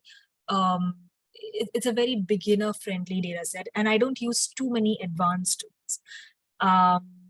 So I would encourage you, in the interest of time, to watch me work through the data set as if you're watching a movie. Okay, so relax as if you're watching a movie. Don't try to, like, if you probably work simultaneously with me, we might probably be delayed. So I guess the recording is going to be sent to you via email, and you can watch that recording, pause as many times at any juncture, and then replicate my steps. Okay, so for now, I'm going to show you a data set that I'm going to work on. It is from the government of Yukon, and I'm going to share my screen right now. I'm going to enable my screen share, and here it is. Okay, so I guess one of the slides that Paul shared earlier was one titled Open Data Portals. One of them was, let me see if I can make this one disappear. Yeah, one of them was open.canada.ca. So I went on this website, and let me show you where exactly I am. There's a section called Learn About Open Government. You click on Open Data over there. Now, you can choose whichever section you're interested in. I chose government and politics. Now, this is a government website, so I think right now the server is down. There's some sort of maintenance going on. But the data set that I chose, I basically went to this section called government and politics. I then filtered by organization. So I'm just guiding you through the steps that I took to, arrive at today's data set. I filtered by organization, and in that I mentioned government of Yukon. I then further filtered by formats, as in the file format. And I made sure that the format was either a CSV or an Excel file, because those can be opened by Microsoft Excel. So filter by organization, as in government of Yukon, then filter by format, file format, as in CSV and Excel.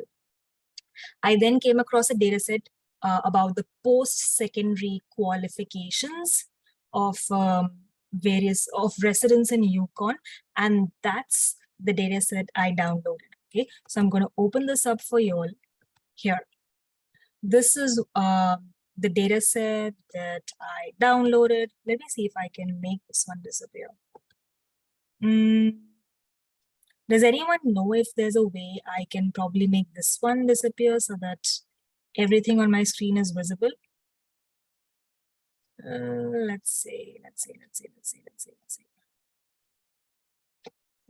if I can just push this to the back. Okay, no problem.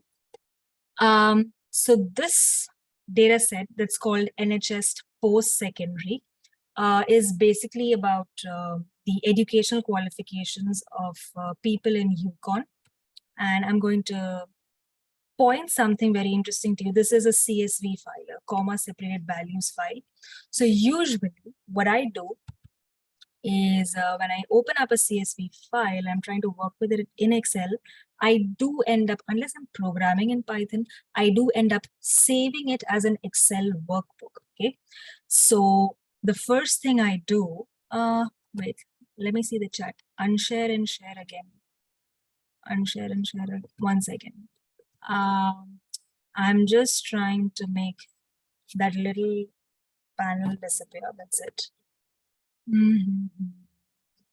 Let's see, this is the one. It somehow doesn't,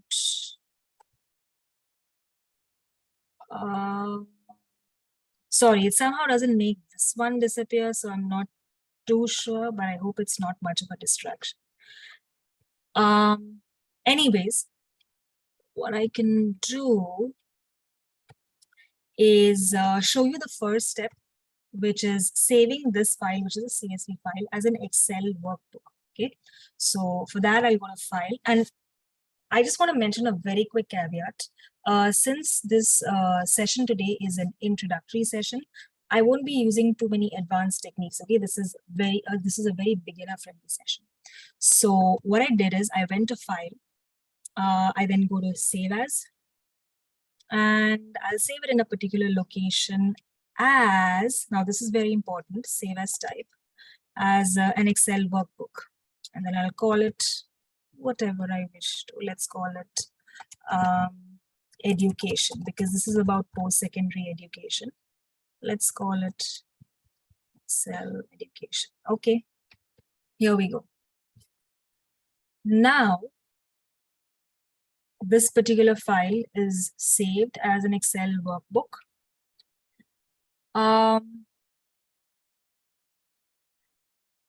I think the foremost thing I'll begin with is teaching you a couple of keyboard shortcuts. Okay, so well, in Excel, these horizontal, the Excel is basically divided into rows and columns.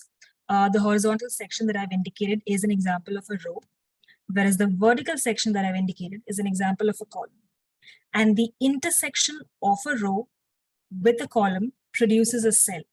So for example, this particular area, its contents, it's called region code, and it's called cell A1.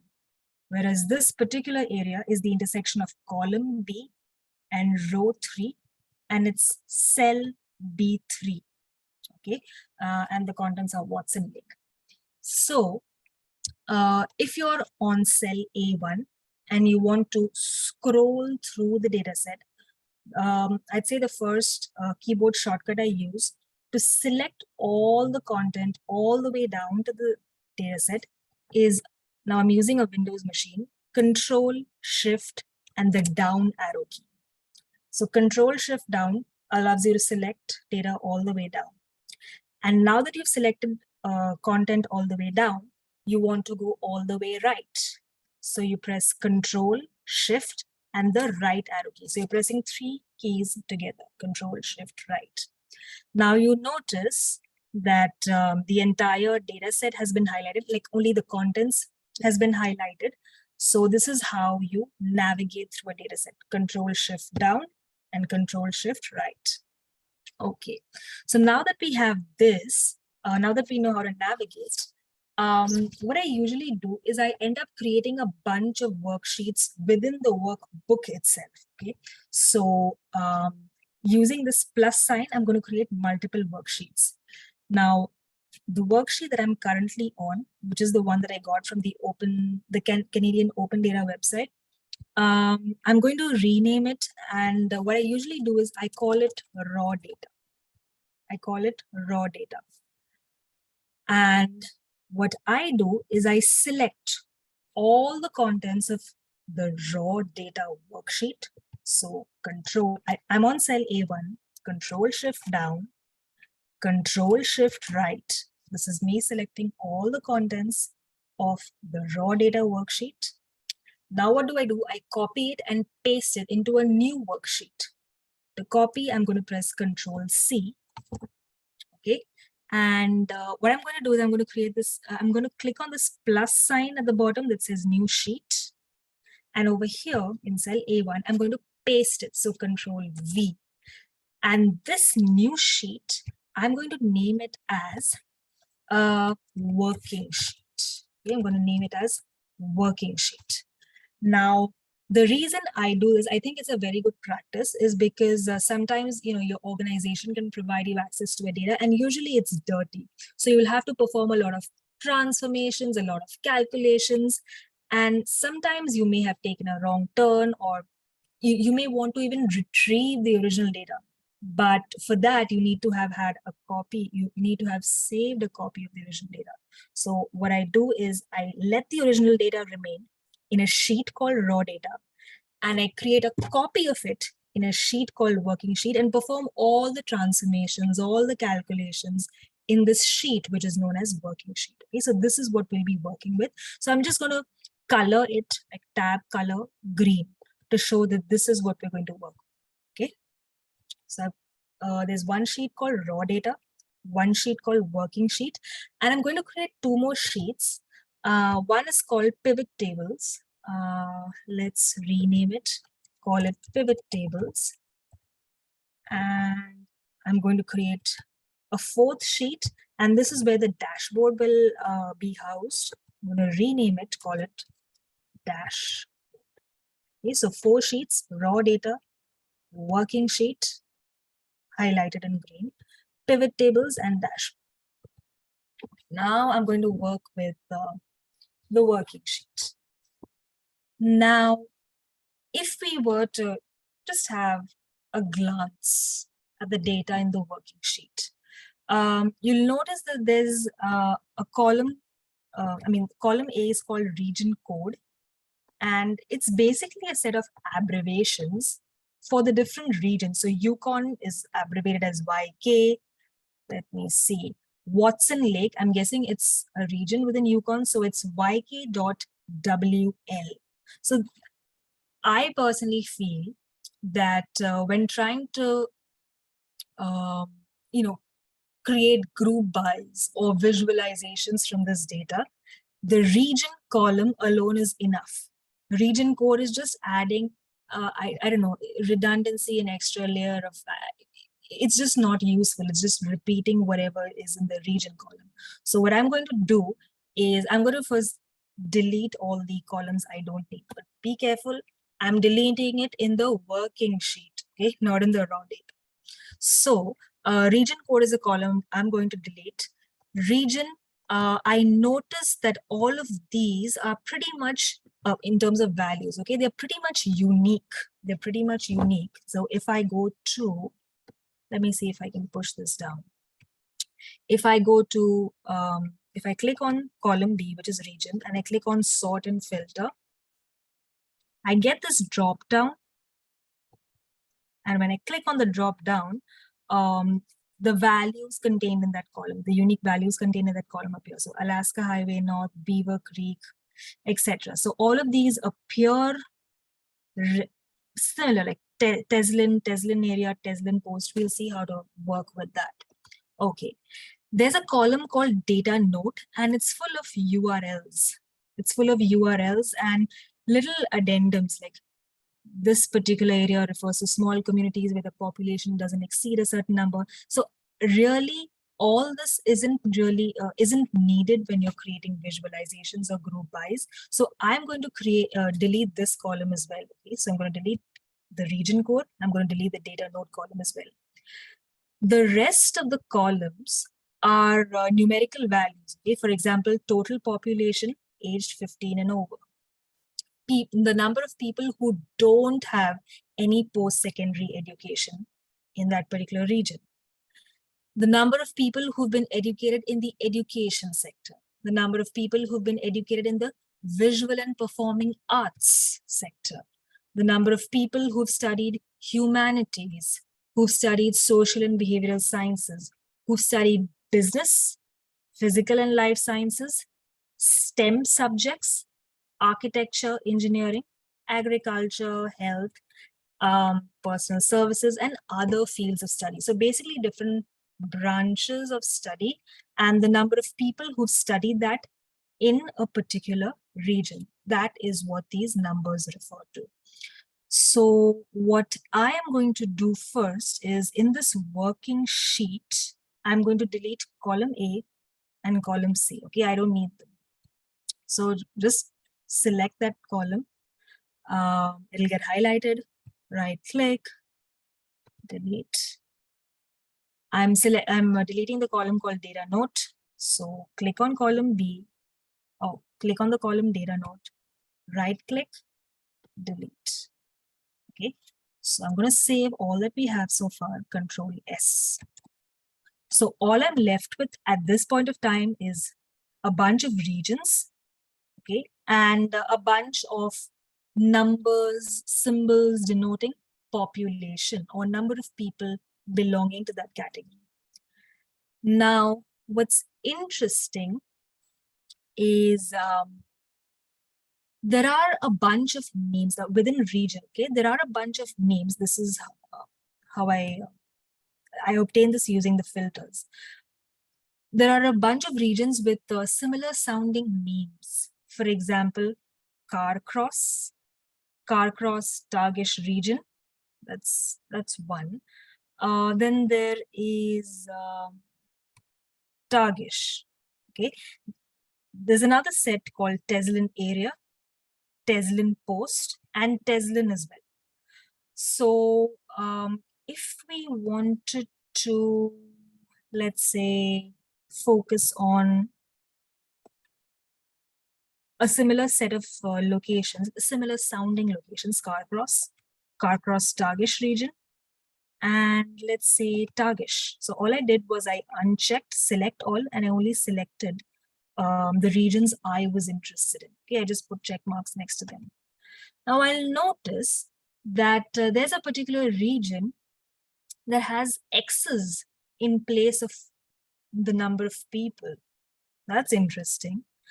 So this was Carcross and Carcross and similar sounding regions. Let's move on to maybe another similar sounding region. So select all, and then let's go to Whitehorse. Whitehorse unorganized, and this one, Whitehorse, followed by a bunch of I don't know, abbreviations, YK, WH, MP. Now what's interesting here is that there are two regions filled with values of X. Okay, they don't really have a value inside population. or number of people.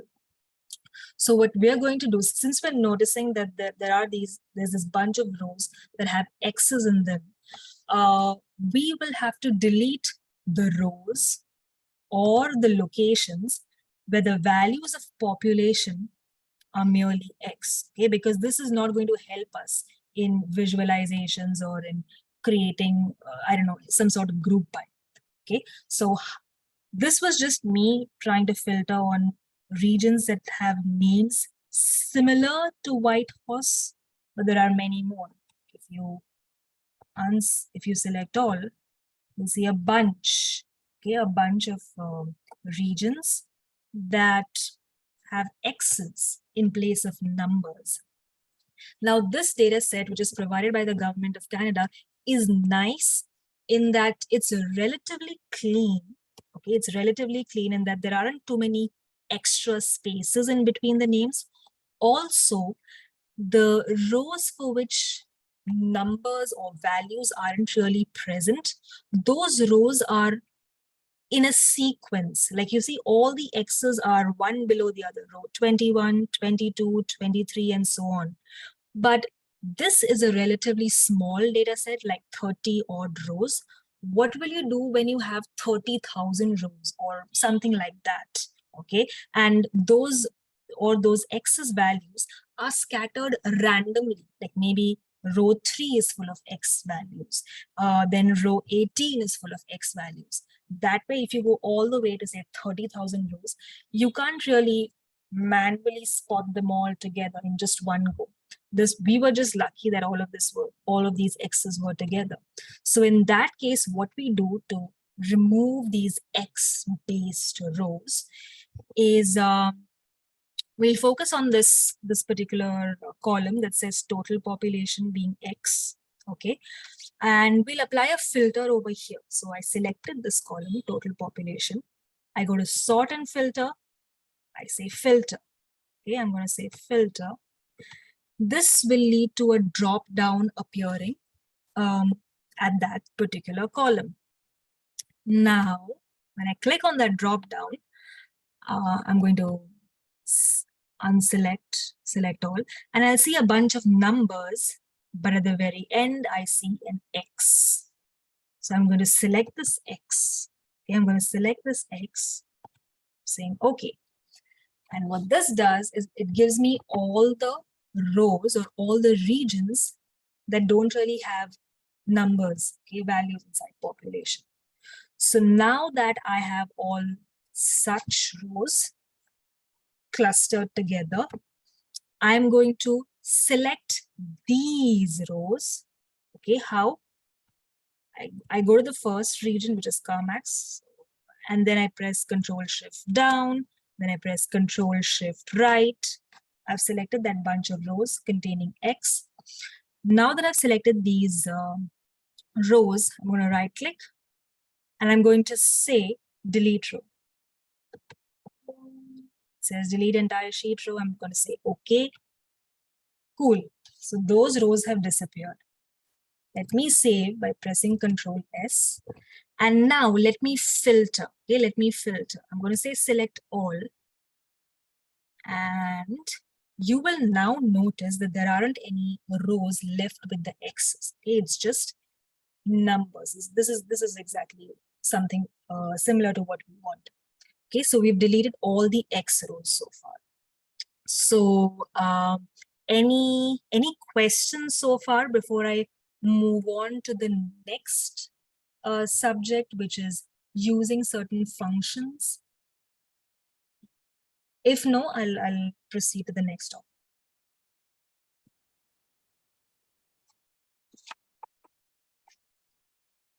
Okay, no problem. I'll proceed to the next topic.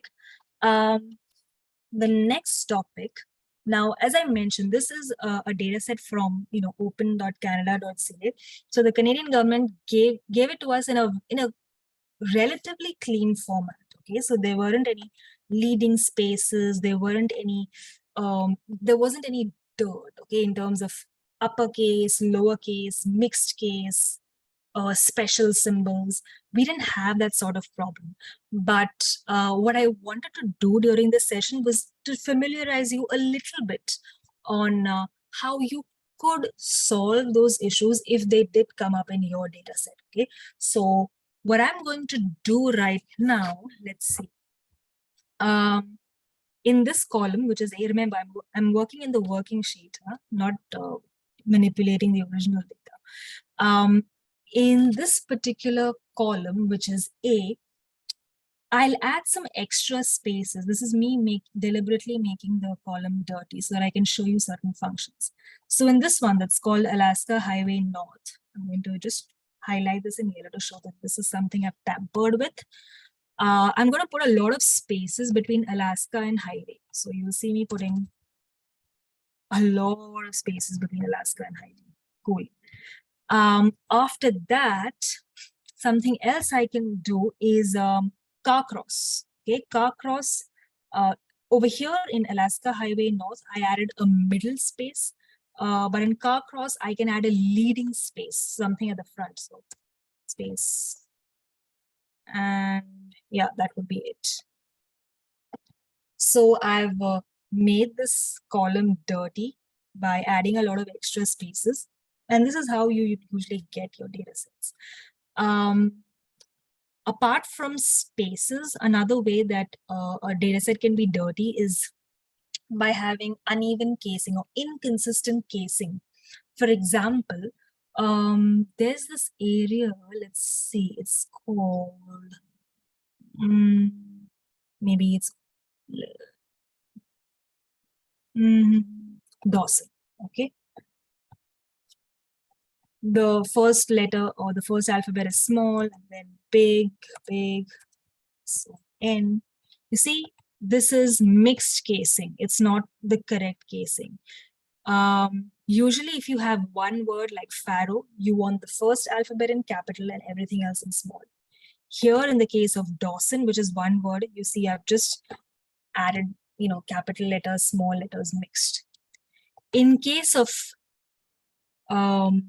values that have two words, so separated by a space, you want you want each word's first alphabet in capital and the rest of the alphabets in small. So Ross, the first R will be capital, OSS will be small. And in river, you want the first R to be capital, IVER to be small. Okay, so what I'm going to do is deliberately mess this up so that I can show you a certain function. So let me write it as ROSS, put a space and say RIER. Okay, so I've, in terms of messing something up, in terms of casing, I'll put the casing tampering in orange. Dawson was one, Ross River was the other. Okay, now we'll see how this gets cleaned. Okay, what kind of functions you can use. Okay. The other thing I wanted to point out to you, and this is really important, especially when it comes to visualizations. Okay, when you're creating visualizations as in bar charts or something like that, you'll have the x-axis, you'll have the y-axis, and the labels for the bars, okay, the names of the bars on the x-axis, if they're too long, for example, this one, Alaska Highway North, and there's a bunch of text within parentheses as in opening and closing brackets. Okay, there's a bunch of text. And honestly, the only thing we need is Alaska Highway North. We don't need all the text within the parentheses. So all of this needs to go, needs to be dropped. Same thing, there are other regions, for example, Carcross Tagish region. There's a bunch of text inside the parentheses that says combines census divisions of so and so. All of that, the parentheses and everything inside needs to go, because if these names are too long, when they're used inside visualizations, inside bar charts, the values along the x-axis will all get overlapped, and you won't be able to clearly distinguish, oh, what does this bar stand for? What does the second bar, which region does it represent? So we need to clean up the parentheses as well.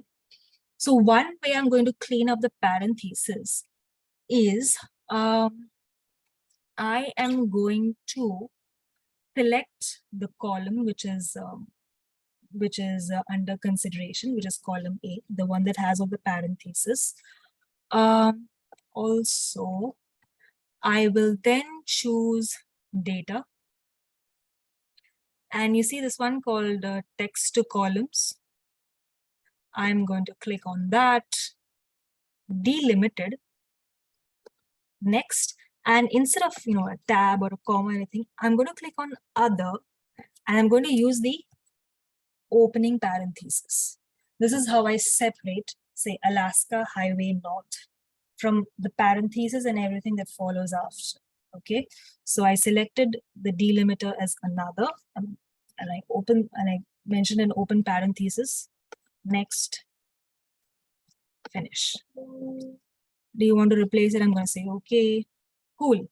So do you see what happened right now?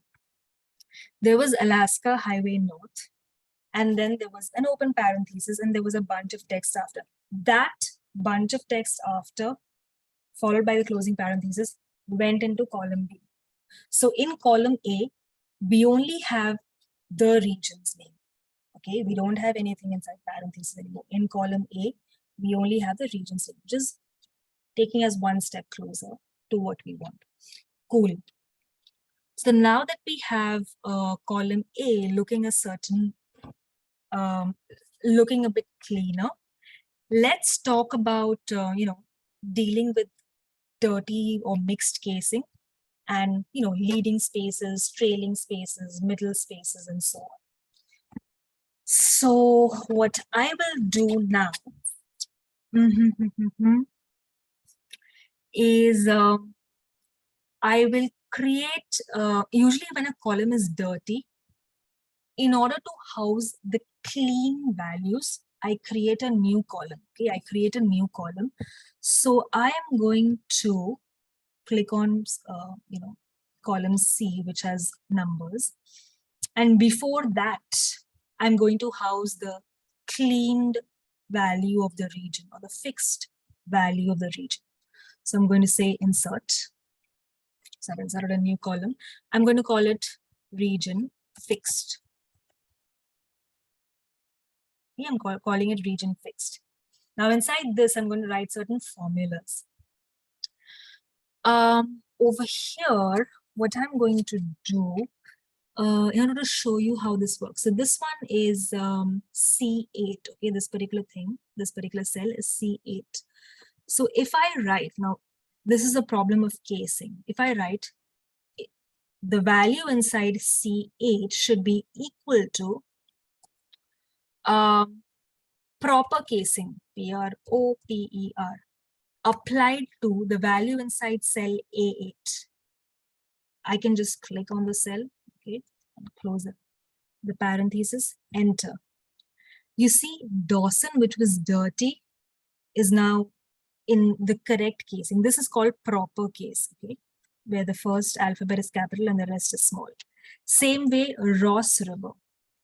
If I write, the formula in C10 is equal to proper, and then click on A10, close the parenthesis, enter. Ross River, which was in mixed case, is now in proper case. So what I'm going to do right now is like P-R-O-P-E-R. This is A2. Sorry. Instead of having to type this formula again, and that too changing the cell like C3, all I'm going to do is type it once as in proper A2, and in the lower right corner of the cell, if you just hover over it, you'll see a black plus sign. Double click on that plus sign to have the formula spread over the rest of the column. Let me see. Why is it like this? And this is how the entire column is now in proper case. Okay, the entire column C is now in proper case.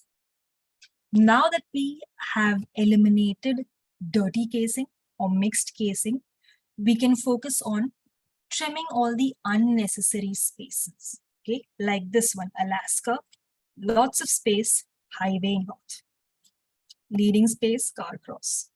So how do we go about this? Now, we've already worked with this particular cell, right? We've said it's equal to proper A2. So to this value, to this output, which is obtained by applying the proper function on this value contained in cell A2, to this output, I'm going to apply the trim function in Excel, okay? Now, trim is very smart in that it eliminates leading spaces, middle spaces, trailing spaces as well, okay? So all I do is just type trim, and I'm applying the trim function to the output of proper. So trim, applying to proper. Okay, so Yukon is done. Now let's see the magic happen on Alaska Highway and car cross. What will I do? Double click. Perfect. Now do you see what has happened? Alaska Highway, now there was a huge space, right, between these two words. It's gone. Car cross had a lot of leading spaces. That's gone as well. Okay. So C is, we're getting closer. Okay, we're getting closer in terms of region.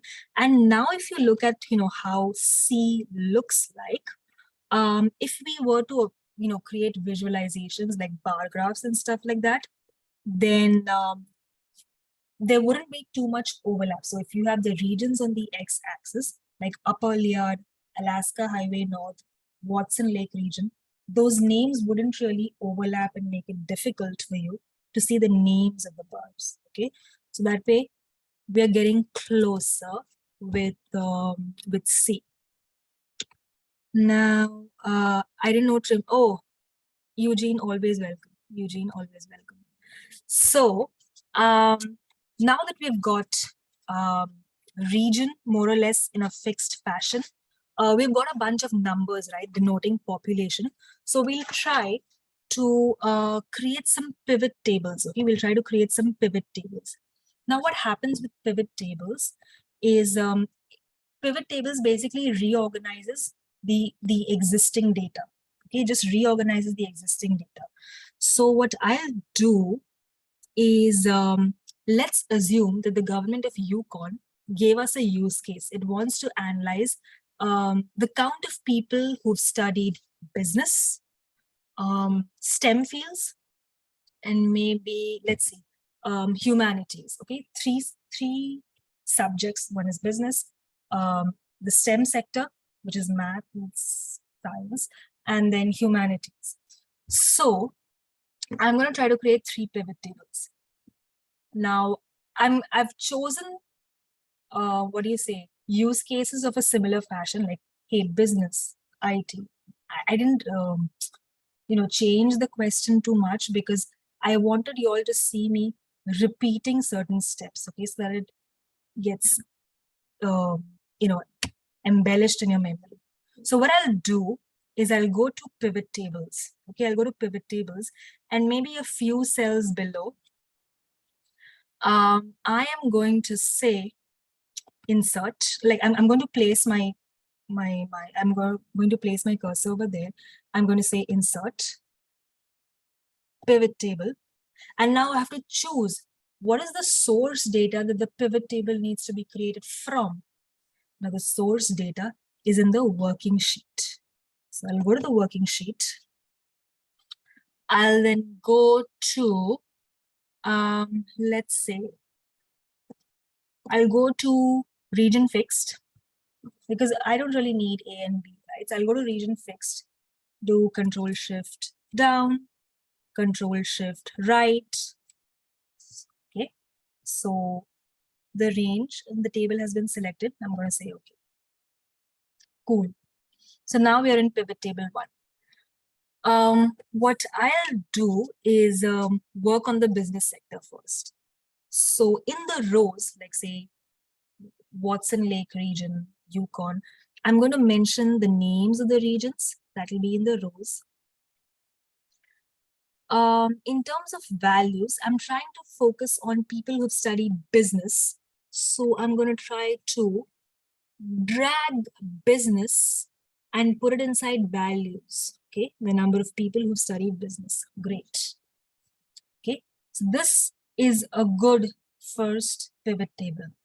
You've got a bunch of regions and you've got a number of people who've studied that particular subject, business, in that region. Now, what's interesting is that there's a 0 here, but I'll tell you how to deal with zeros. And you'll see a lot of numbers. Some of them are significant, like, you know, the 2100 and the 2900. Some of them are insignificant, like, do you really want to depict a 15? Do you really want to depict a 10? Especially when you're, you know, measuring it on the y-axis, a 2900 will look so big and a 10 will almost be invisible. So do you really want to represent the 10 in the first place on the bar graph? So what I usually do is I select the top, whatever, top 10 regions, top 5 regions, and I depict only those. Okay, so now I'm going to show you. Now these are all the regions, right? I'm going to show you how to pick up the top 10 or the top 5 regions. For that, you go to the row labels and you see this drop down, click on it and go to value filters. Once you're in value filters, you say top 10. Now here you can, you know, make it top 5 if you want, which is what I'll do. And you want the top 5 regions based on the number of people who've studied business, so sum of business management, so on. Okay, so there you go. It's much better now. It's much more readable now. And also, what's interesting is that I just want to mention something. It's about 5 unique values. We said top 5, right? So it so happened that 60 occurred twice. So there's 60 and there's 60. So we ended up with 6 values. So 1, 2, 3, 4, 5, 6 regions. But actually it's 5 unique values because 60 occurred twice, so top 5. But what's interesting is that these numerical values aren't necessarily sorted, because in a bar graph, it's much easier to the human eye if the bars are in descending order.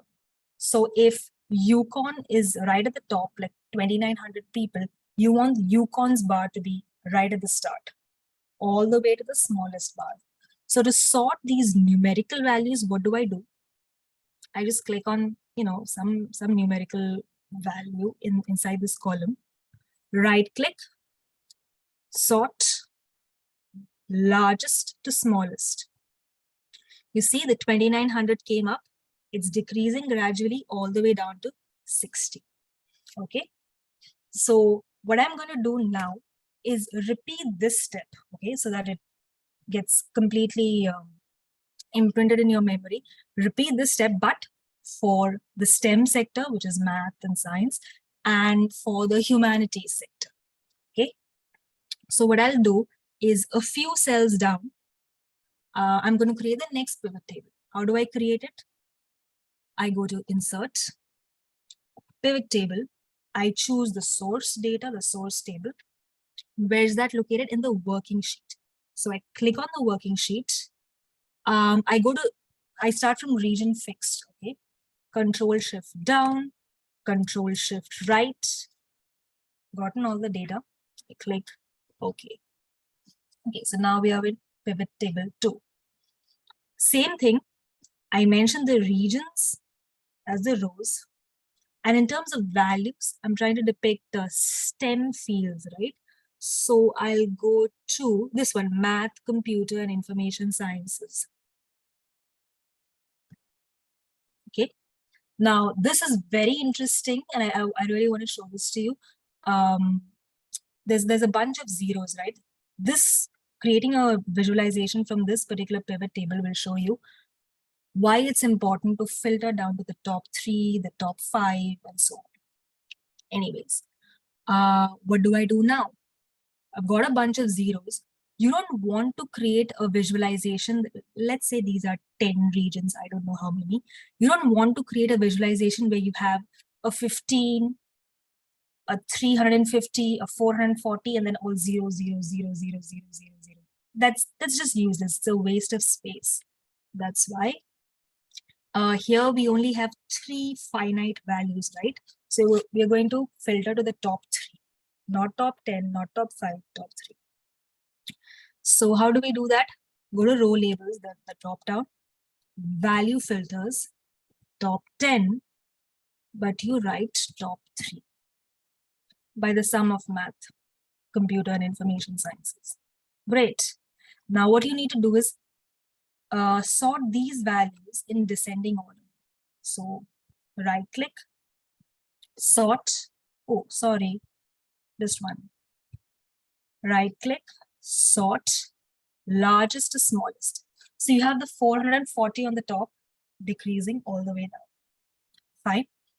And I'm going to use a very similar method for the third pivot table. Candy, thank you for your message. A few rows later or a few cells later, I'm going to create the third pivot table. Same method, insert pivot table. I choose the pivot table from the working sheet. So I click on the working sheet. Starting from region fixed, Control Shift down, Control Shift right. Okay. This is pivot table 3. Under regions, under rows, I am mentioning the different regions. And under values, this time I want humanities, right? So I'll just drag humanities and drop it to values. Again, we have a bunch of zeros. You don't want to depict zeros on a bar graph. You've just wasted space for Beaver Creek, for Burwash Landing. So what you do is you filter to the top, let's say top 5. For that, click on this drop down, value filters, top 10. I'm making it top 5 by the sum of humanities, okay? And arrange these values in descending order. So click on any numerical value, right click, sort, largest to smallest, and the 770 on top, and this on the bottom. I'll save whatever I've done, so Control S. And then what I'm going to do is create visualizations, okay? This is the quickest, easiest, fastest part. I'll click on the pivot table that I want to create a visualization. I'll then go to Insert, Recommended Charts. Now, usually something that Excel recommends on its own, it appears highlighted. So this already appeared in front of me, the cluster column. I'll choose it. I think it's cool. I think it suits what is needed. So here. Now what I'll do is I have 3 different areas, right? Business, IT, and stuff. So I will depict them using different colors. Now, if you want to format those kind of things, you have to click on the chart, and there's this paintbrush. Click on it. Color. Let's say business should be in, I don't know, orange color. So let's do that. Fine. Now, this chart title isn't really descriptive. So what I'll do is I'll change it and say number of people per region. I don't know, who studied business, business. Control A, copy. Okay. This is number of people per region who've studied business. And since there's, a bunch of values on the y-axis, I think it's better to add data labels so people can see the number clearly. For that, I'll click on the plus sign. I'll click on data labels, and you'll see numbers or values appear. This makes life much easier, especially on a dashboard. So I'll click on data labels. Now, The same thing I'm going to do for the STEM sector. So click on the pivot table, insert, recommended charts, the same clustered chart, clustered column, but I'll choose a different color. How do I choose a different color? I click on the paintbrush. Maybe I'll choose green. So color, green, and there you go. Now instead of calling this, instead of making the chart title total, I'll write something a little more meaningful. Who studied, let me call this STEM. Okay, number of people who studied STEM. And here, the last pivot table, if you want to create a visualization out of it, you go to insert, recommended charts, cluster column, and I'll choose a different color, maybe yellow this time. So paintbrush, color, yellow, there you go. And I'll change the chart title, Who Studied Humanities. I'll also make sure I add some data labels that makes life easy. So I click on the plus sign, data labels. That's it. And I'll make sure I've added data labels to the STEM graph as well. So data labels. Cool. So now that we've created pivot tables, visualizations out of these pivot tables, it's very easy to create a dashboard. So let me save whatever I've done. And I think in 2 minutes, maximum 3, we should be done with the dashboard. Okay, the basic arrangement of a dashboard. This excludes alignment. So I'll go to the dashboard worksheet. Now, the first way you can make something look professional, especially for a dashboard, is to remove grid lines. Okay, is to remove grid lines. So I'll show you how to do that. First, let me copy paste all these charts into the dashboard sheet. So maybe over here, this is my first chart. I'm copying my second chart, Control C, pasting it in the next chart, Control V. Okay, STEM is done. And the last chart, copy and paste.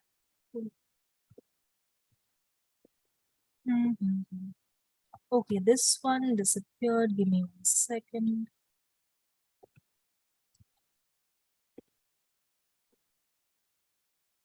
Okay, now that we're done with, pasting it, I personally feel, oh, sorry, STEM occurred twice. Give me a second. STEM should be green in color. So I'll keep this. I'll delete this. Humanities, copy and paste. Good. Now, I feel people who study business are much more, because here you have like 2,900 people and here you have 400 and 700. So in terms of occupying area on the dashboard, I think I'll let the business chart occupy the most area, okay, in terms of positioning the charts. So what I'll do is I'll put business down. I'll increase the length and I'll put STEM and humanities a little up. So I'll have to drag it a little more, like so. And here you have the other one. And this should be done really quickly.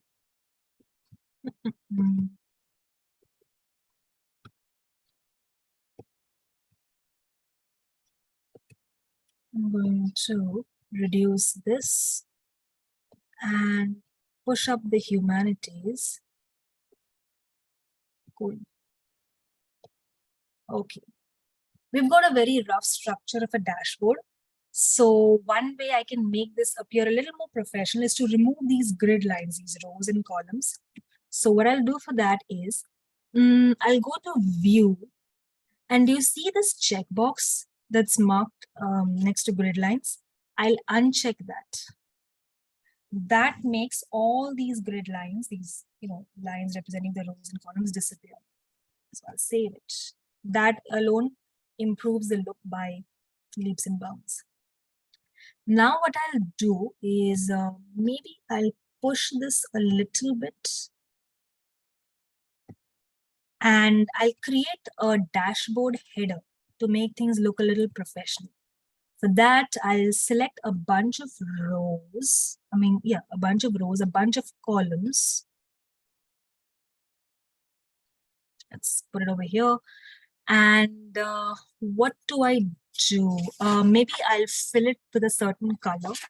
So I'll go to the bucket tool, the fill color tool, and I'll maybe insert it with blue.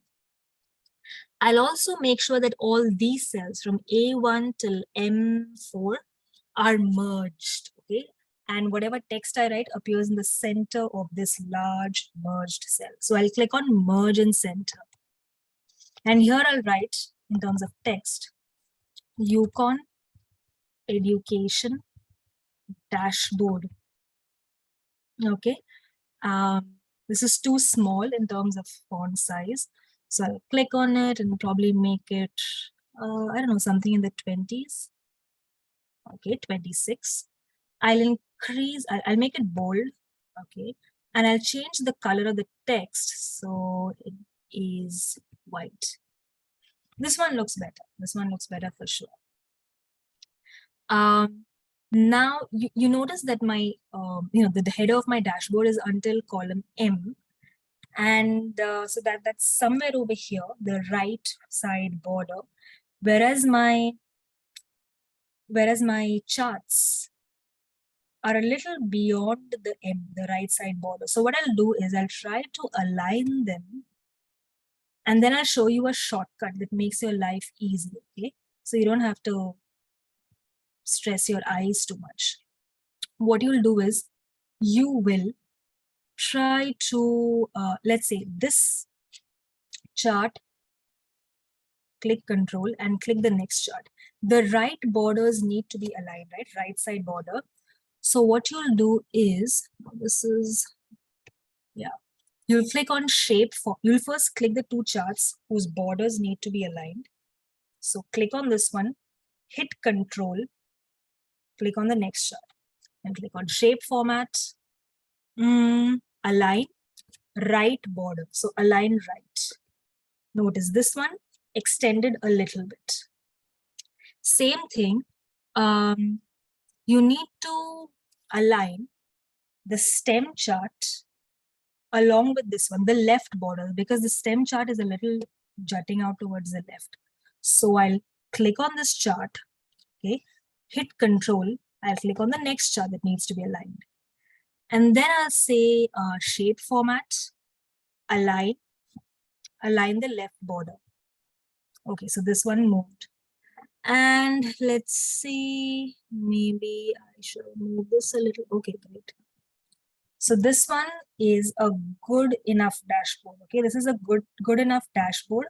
Now, usually what people do is they make the dashboards a little more attractive by adding slicers. So if someone can tell me, by the way, I'm in India right now, so I don't really know, I don't really have track of the time. If someone can tell me how much time we have left, that'll help me decide whether to, teach all slicers or not. If we have run out of time, I can stop with this.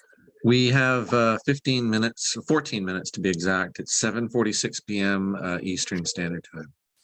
Okay, perfect. So I can teach all slicers. Okay, cool.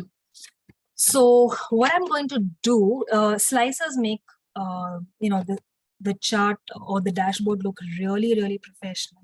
So in order to accommodate the slicer, I'm going to shift this chart a bit. Here you go.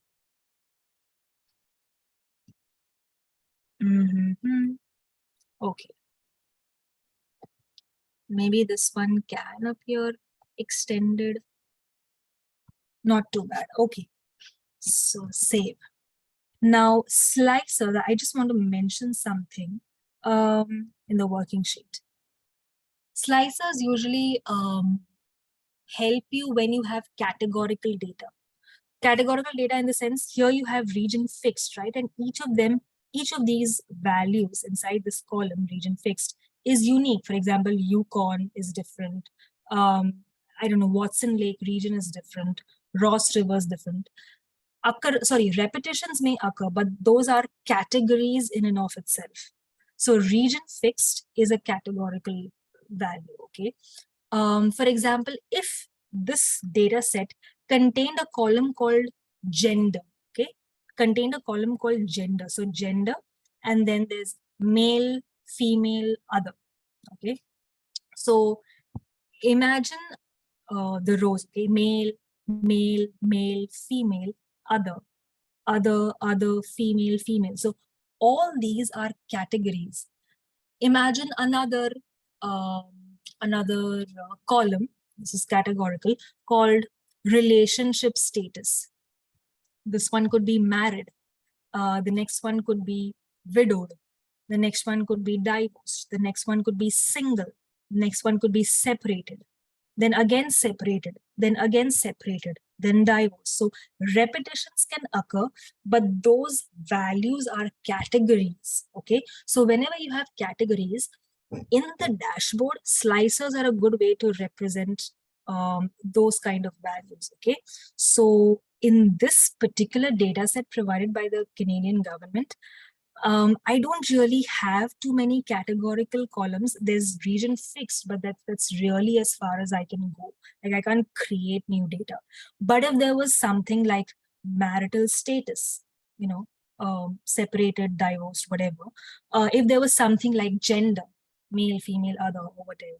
So that will really enhance the use of slicers, and you'll be able to see it on the dashboard very nicely.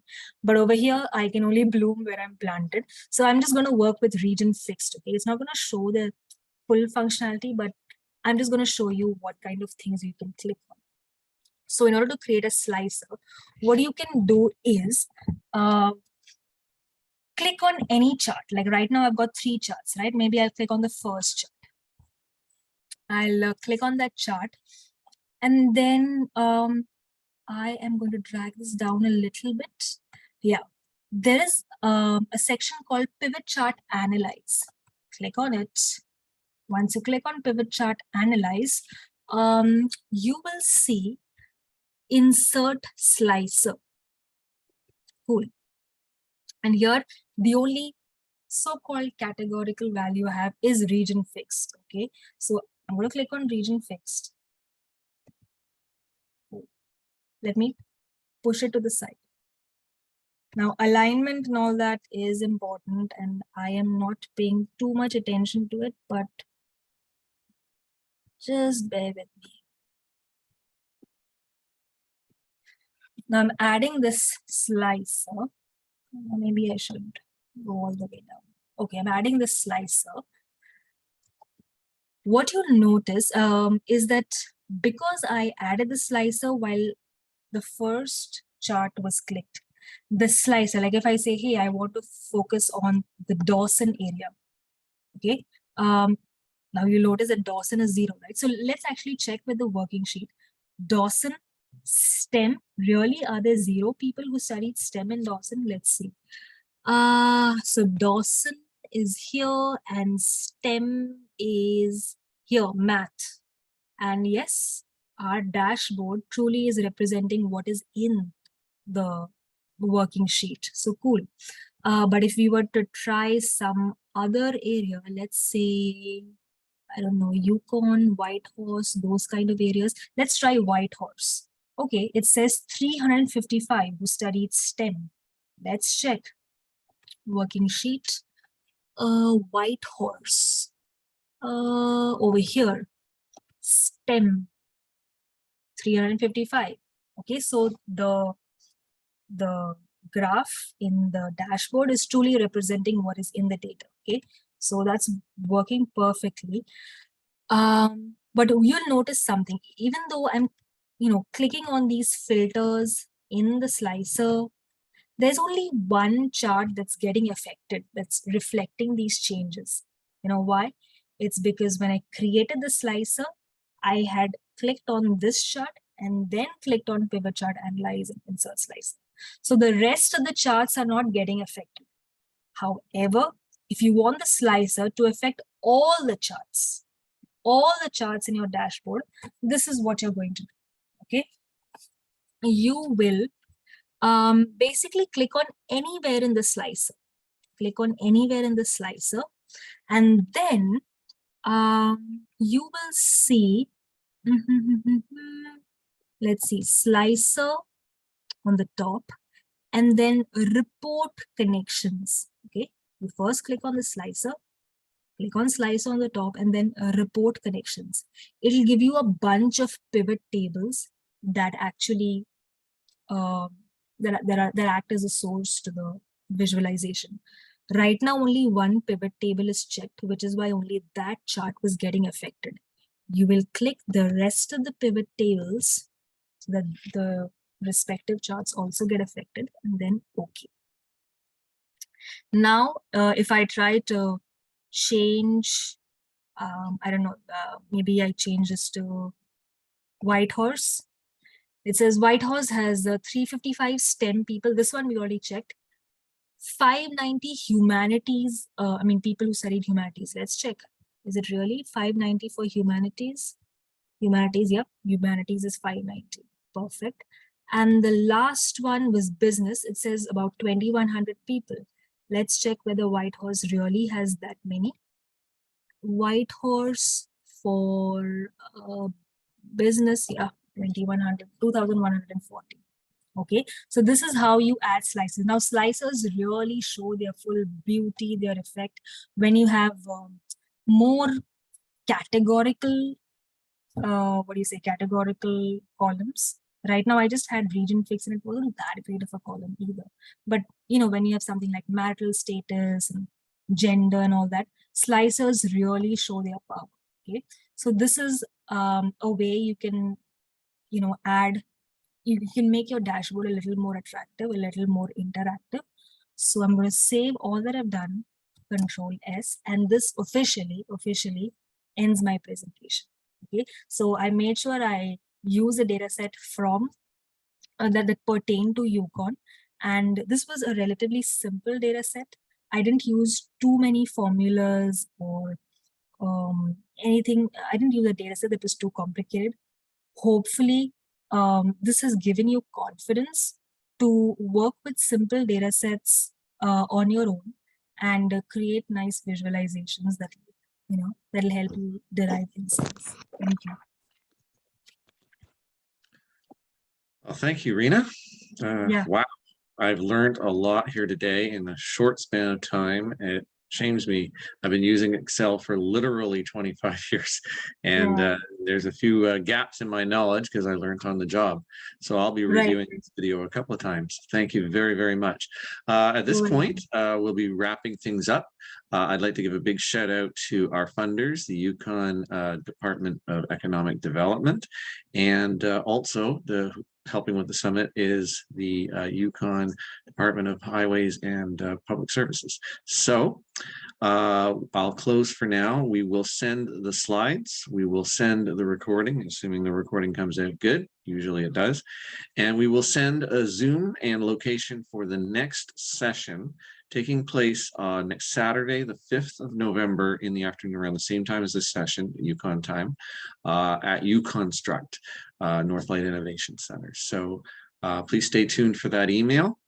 And thank you very much for joining us today. I hope we connect in Whitehorse when we're all there next week. Thank you. Any final chat points? I will leave it open for a bit, but then I'm going to shut down the recording now.